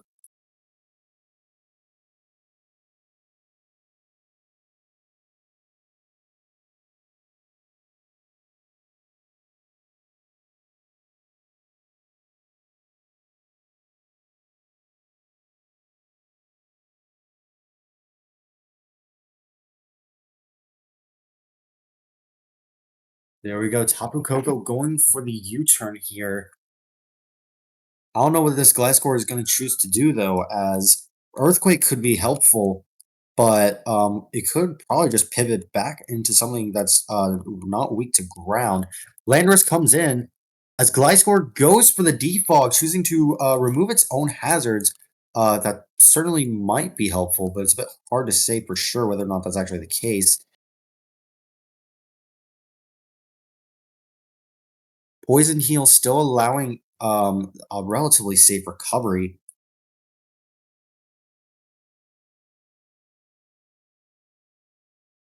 Landorus being hurt by poison here is proving to be a little bit misfortunate. Gliscor going for Protect, doing its best to Toxic Stall this Landorus as much as it can. As Gliscor goes for another Stealth, as Landorus, sorry, goes for another Stealth Rock, likely either forcing a Defog or for there we go. Defog coming back out, as I do believe we could be seeing a U-turn pivot here. Yep, choosing to likely bring in the Gliscor.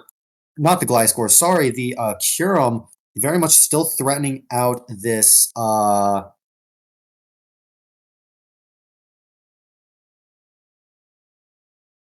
there we go. We have Curum coming out.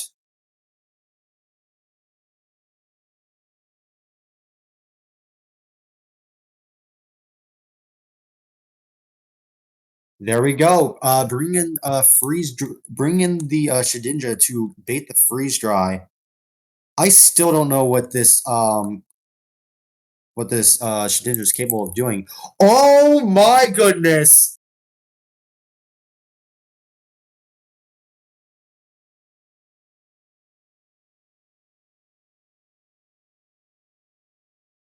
Oh, that is unfortunate. We now know that the Wisp has been revealed. Gliscor comes out as Melmetal fails the Toxic.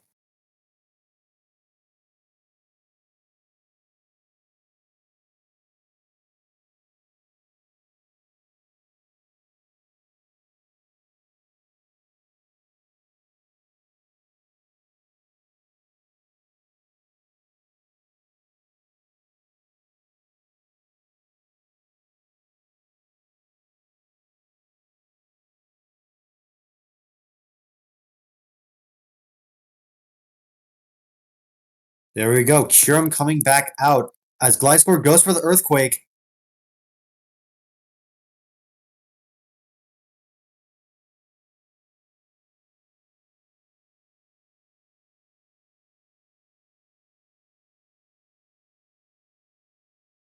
There we go. Once again, ooh. Now this could be tough. At any moment, Shedinja can go for the Will-O-Wisp here.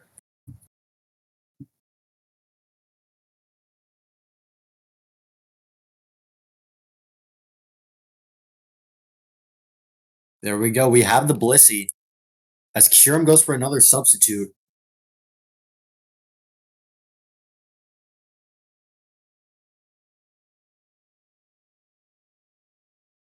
It's a bit rough to say what's going to happen. Going for the freeze dry here, likely not going to be able to help much. Blissey going for the stealth rock, though. This could be potentially very helpful.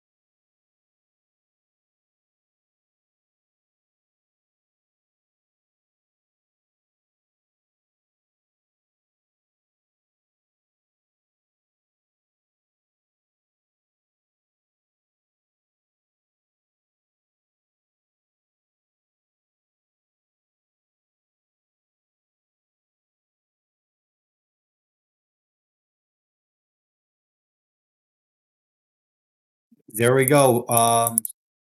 Dealing a little bit of extra damage here.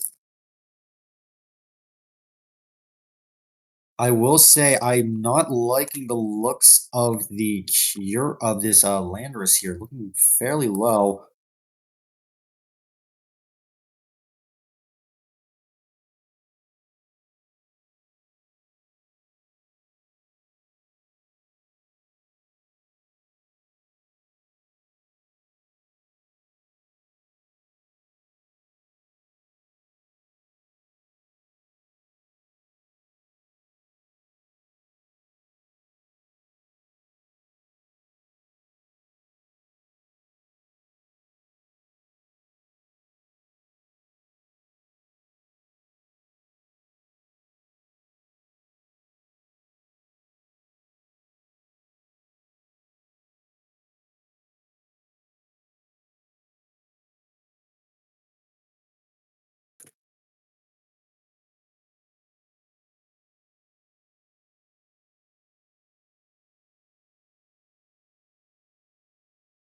There we go. Landorus going for the U-turn once again, removing all the hazards.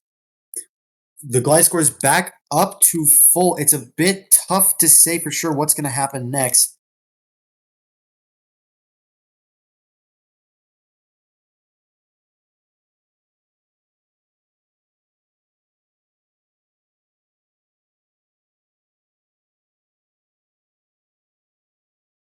There we go. Blissey brought back in.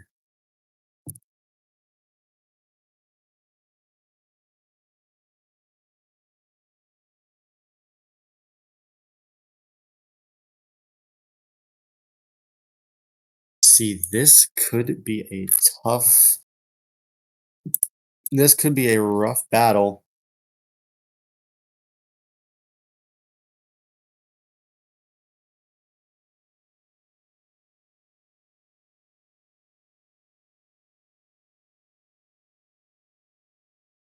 Here I'm going for the substitute, doing their best to remove as many seismic tosses as possible. Blissey setting up Stealth Rock once again.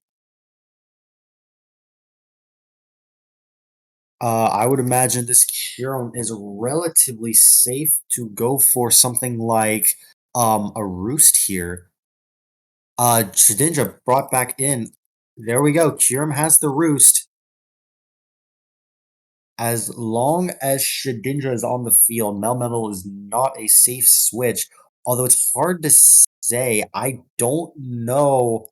I think the only thing that can really safely come onto the field would be that Galarian Slowking we saw earlier. Even then, I don't really know if Galarian Slowking has anything that can safely handle the Shedinja here. Shedinja goes for the Protect. Kyurem likely going for the Earth Power, trying to save power points.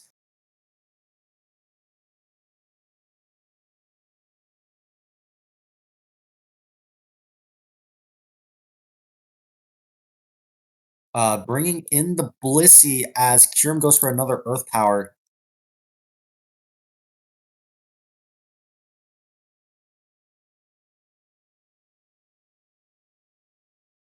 I do suspect Blissey potentially trying to go for the Wish here, and if that's the case, we could be looking at something very dangerous here. As that will allow Dundozo to finally recover its HP.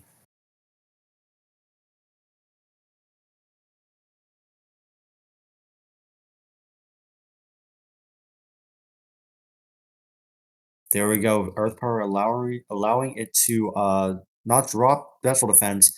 I would imagine in this instance, a lot of things are actually safe to be brought in. It could be there we go. Clodsire actually choosing to come in instead. That's actually a bit of a surprise. Likely trying to predict maybe the Tapu Koko coming out.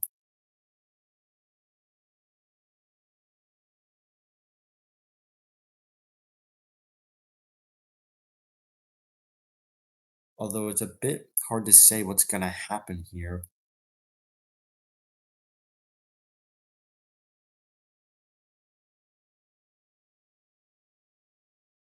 I suspect we might be seeing Toxic Spikes maybe, but even then, I don't really know what this Clodsire is really going to be able to do here, as Earthquake could be helpful,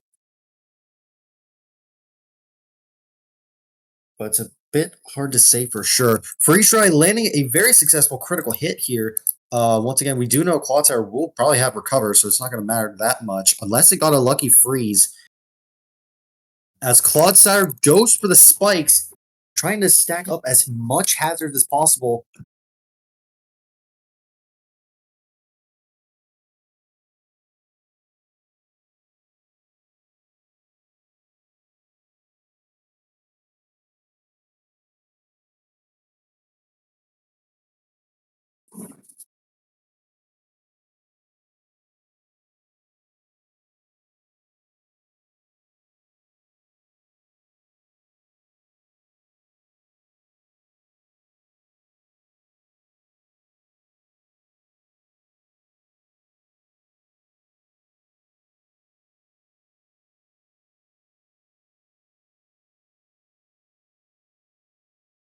And it looks like we're still waiting on the decision to be made here.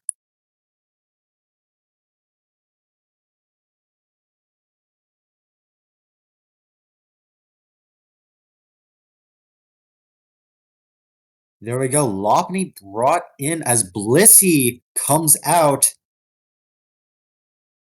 Now, this could be interesting. With Scrappy available, Ghost types are no longer going to be able to be affected, at least with their immunities. But once again, we still know this for certain. I don't think Lopunny gets the coverage to be able to do anything. Yes, Toxapex actually chooses to come in instead, as Return does a pretty sizable amount here. Toxapex will likely be forced to swap out, likely into the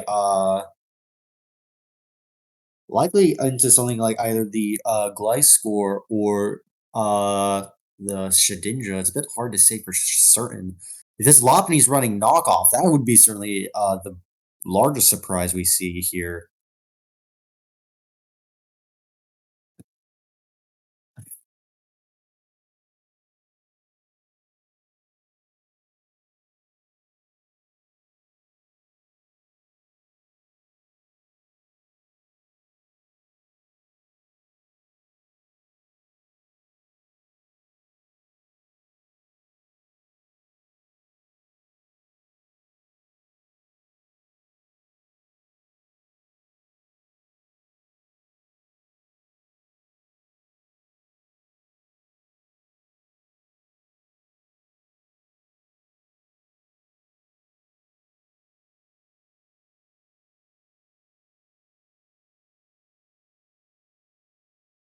And so we are left with a very difficult choice.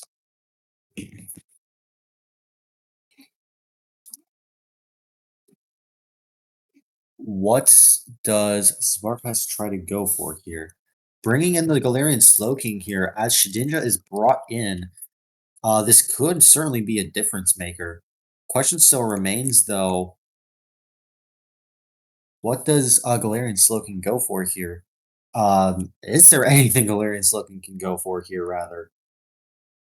I believe we did see Flamethrower earlier, but we know now Slowking goes for the Future Sight.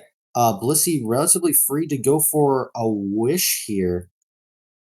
However, I would likely expect, at least in this instance, Wish is very much not too helpful in this case, as I do believe it occurs last.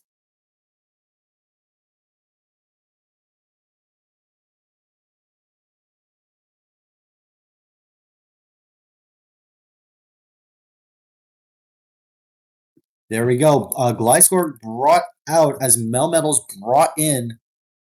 Leftovers were proving to be incredibly helpful here. A very clean double switch, might I add. Something I will mention is that in this instance, if Toxic comes out, Shedinja is gone. But there we go, doing their best to make things as relatively safe as possible. Melmetal goes for the Protect here. failing thanks to the unfortunate double. Glasgow takes a little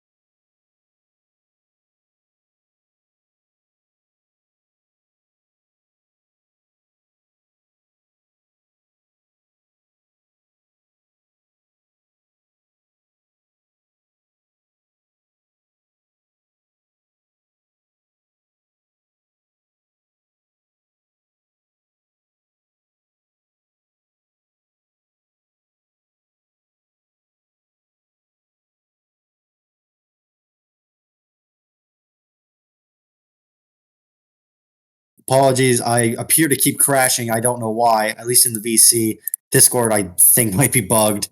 But yeah, I will say right now, this is a game changer. With both of the major problems physically down, a good amount of physical mons are free to go wild here. Something else to say is that although Blissey is still around, we saw how much damage that Earthquake did, doing its best to go for a burn though.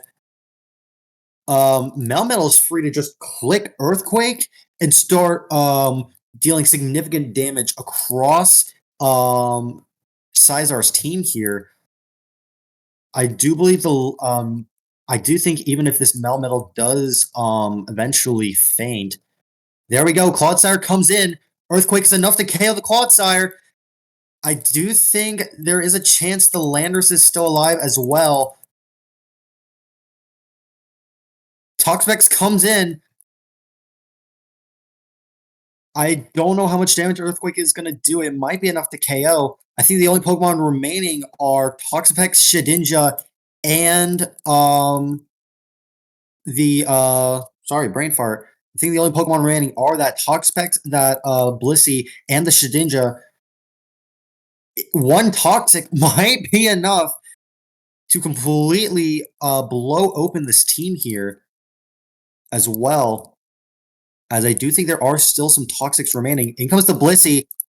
Earthquake dealing a significant amount of damage to Blissey here. I don't think enough to really go for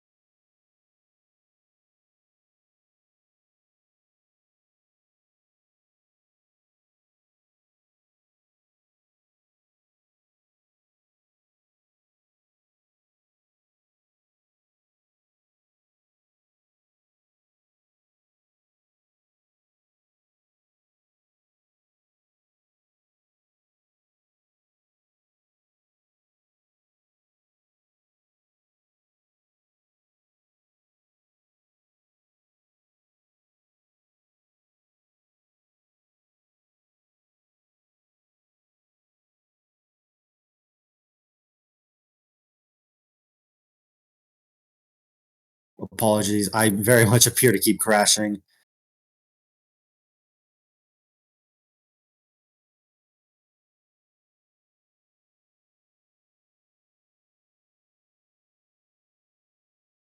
Now this could be interesting. Shedinja going for Shadow Sneak there, as Kyurem is able to land another substitute, very much trying to go for another rest.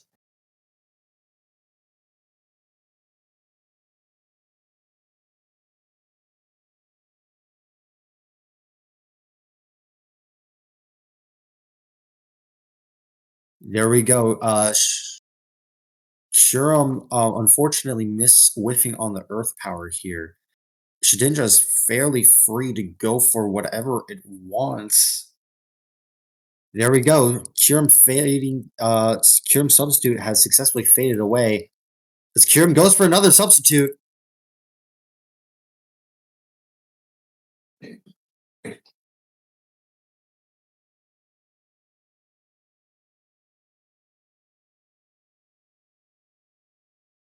Kyurem likely trying to go for a roost here. There we go. Kyurem has successfully set up the roost. What is going to happen next, though? That's what I'm curious about.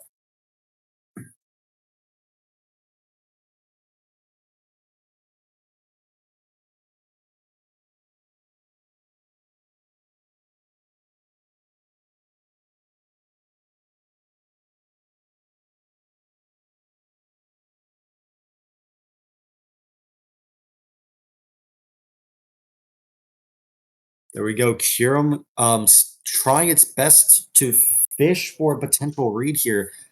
It's hard to say at any point what either of these trainers are choosing to do.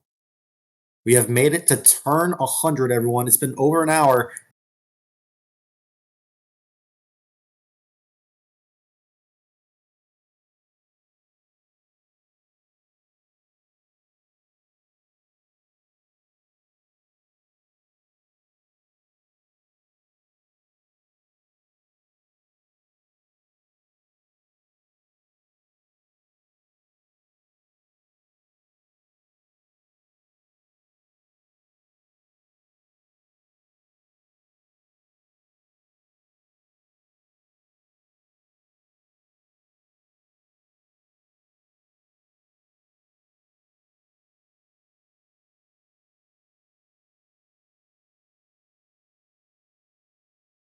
I'm still going for more Earth Power. What does Shedinja go for? Shedinja going for another Will-O-Wisp. This will potentially put a little bit of extra pressure, though.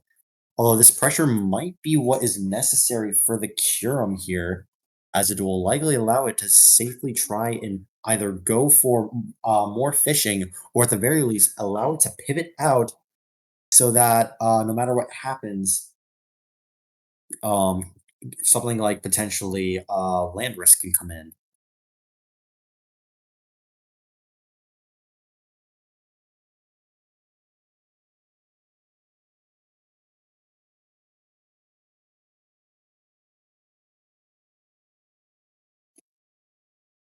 There we go, bringing in the Melmetal once again as Shedinja lands another Will-O-Wisp. This could be a game changer, everyone.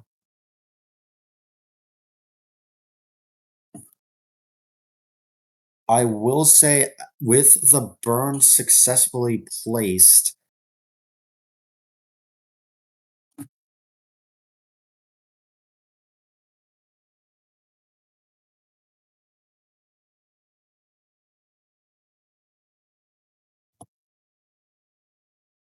there we go. A critical hit dealing pretty sizable damage. If this Melmetal somehow lands another critical hit, we could be seeing a knocked out Toxapex. However unlikely that is.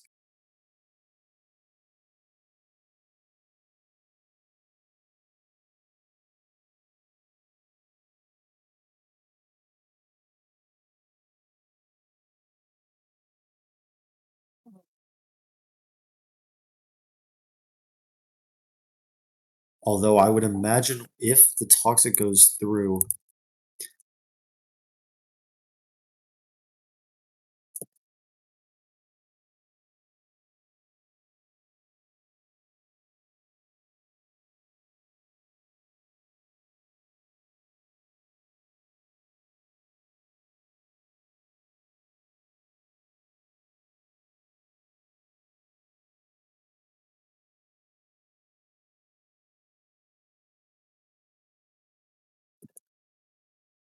there we go. Tapu Kogo brought in as Blissey is brought in as well. A very good double read here. However, I would likely expect Blissey to be able to handle this incredibly well.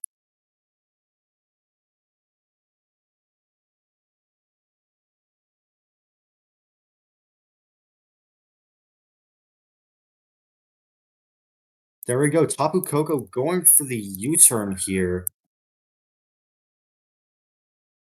allowing a little bit of chip damage, although I don't think I saw that much. Galarian Slowking coming out as Blissey goes for the Seismic Toss.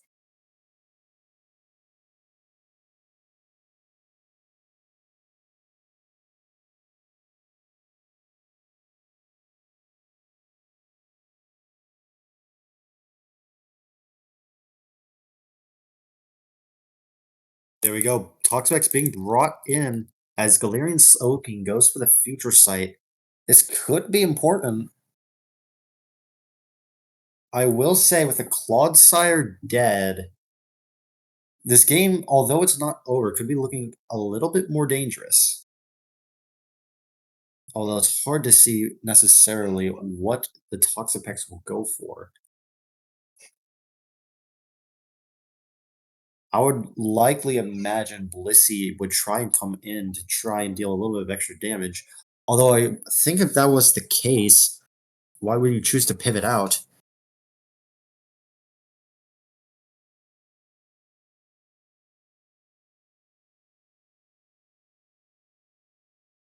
Of course, we could just see a random flamethrower at any point.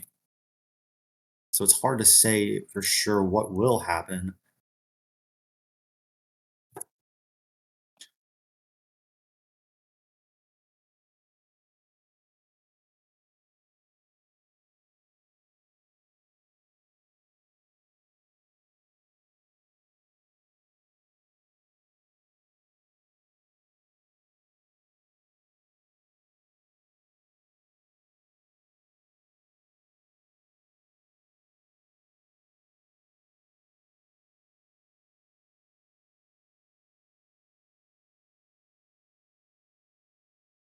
It looks like we are left with yet another tough choice.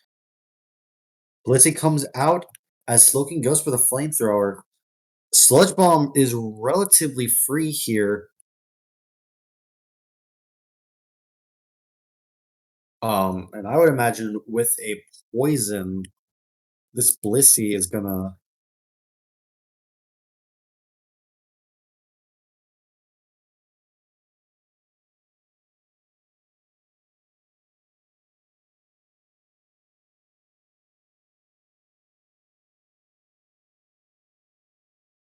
There we go. Blissey doing its best to go for the Seismic Toss. As Chilly Reception comes out,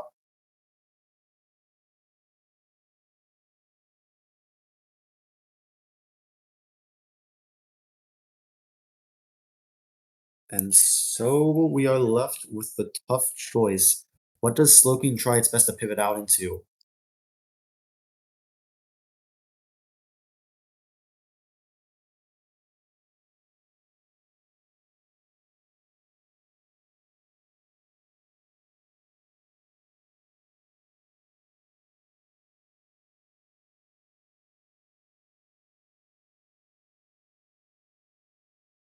This is going to be tough.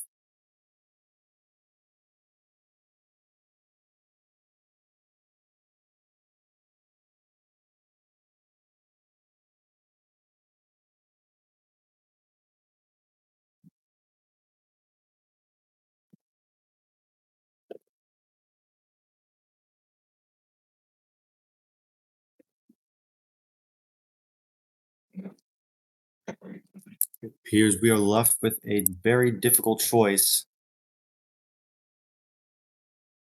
With the Galarian Slowking out, and both both physical walls and one special wall gone, what is being chosen to be brought back out? Does the lander survive? Barely. I would imagine we could see the difference maker here if Landorus goes for a knockoff, trying to bait the Shedinja. That could immediately KO it.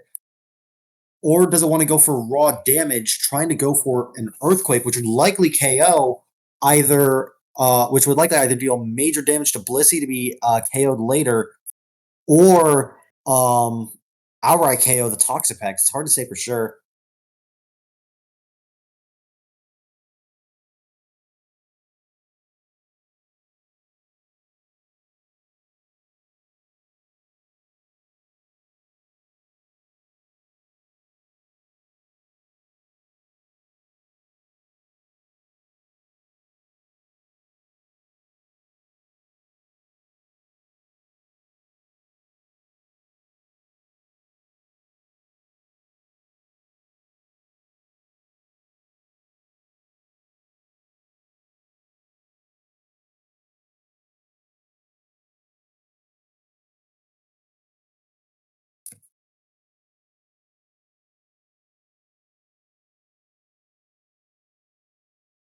There we go. Blissey brought back out as Landorus, and a last gasp chooses to go for the defog here. Um, I'm not certain whether or not this is toxic, but if it isn't, yep, it's most certainly toxic. Earthquake would likely lead to either major damage or a KO. It could just KO if it goes for knockoff. It's hard to say for sure if this Landorus at least even has knockoff.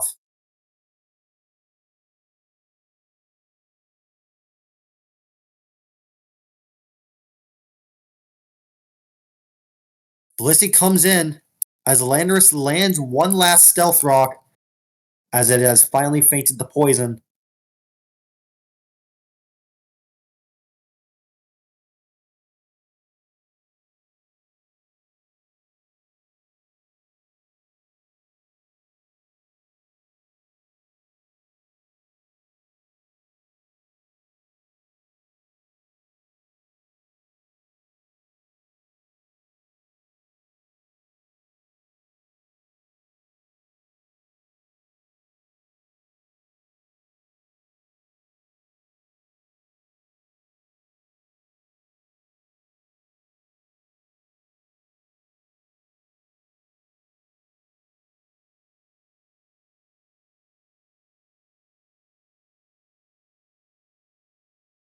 Durham brought back in. Is this potentially the final two Pokemon here? That's the case. This could be pretty devastating. Here I'm going for the substitute. We know Seismic Toss will likely be pretty rough here.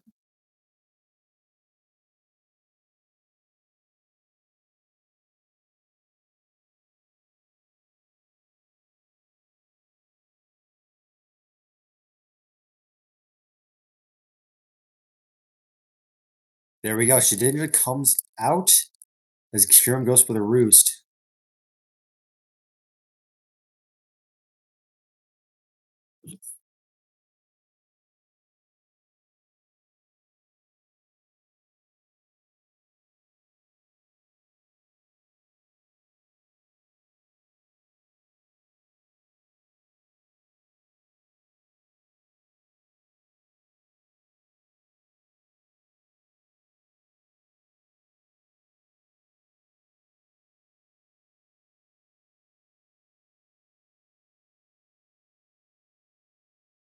And it looks like after a moment, it looks like we're back to more reads here.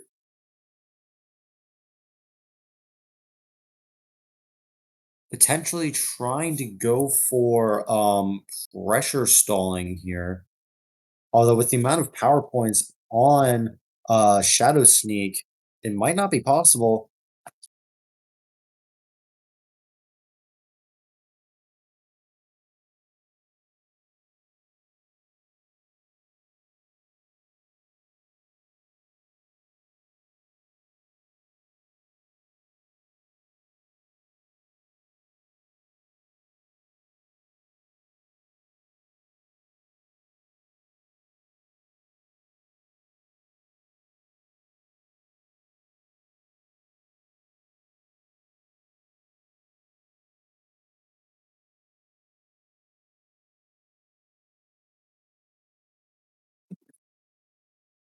This is going to be a rough situation here.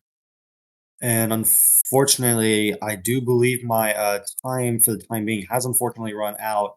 I've been your commentator Delta. I think we might be continuing the stream. It's a bit hard to say for certain, but if it is, feel free to remain as we wait for these matches to end up. As always, I've been your commentator, and I hope you continue to have a great day. I'll see you all later.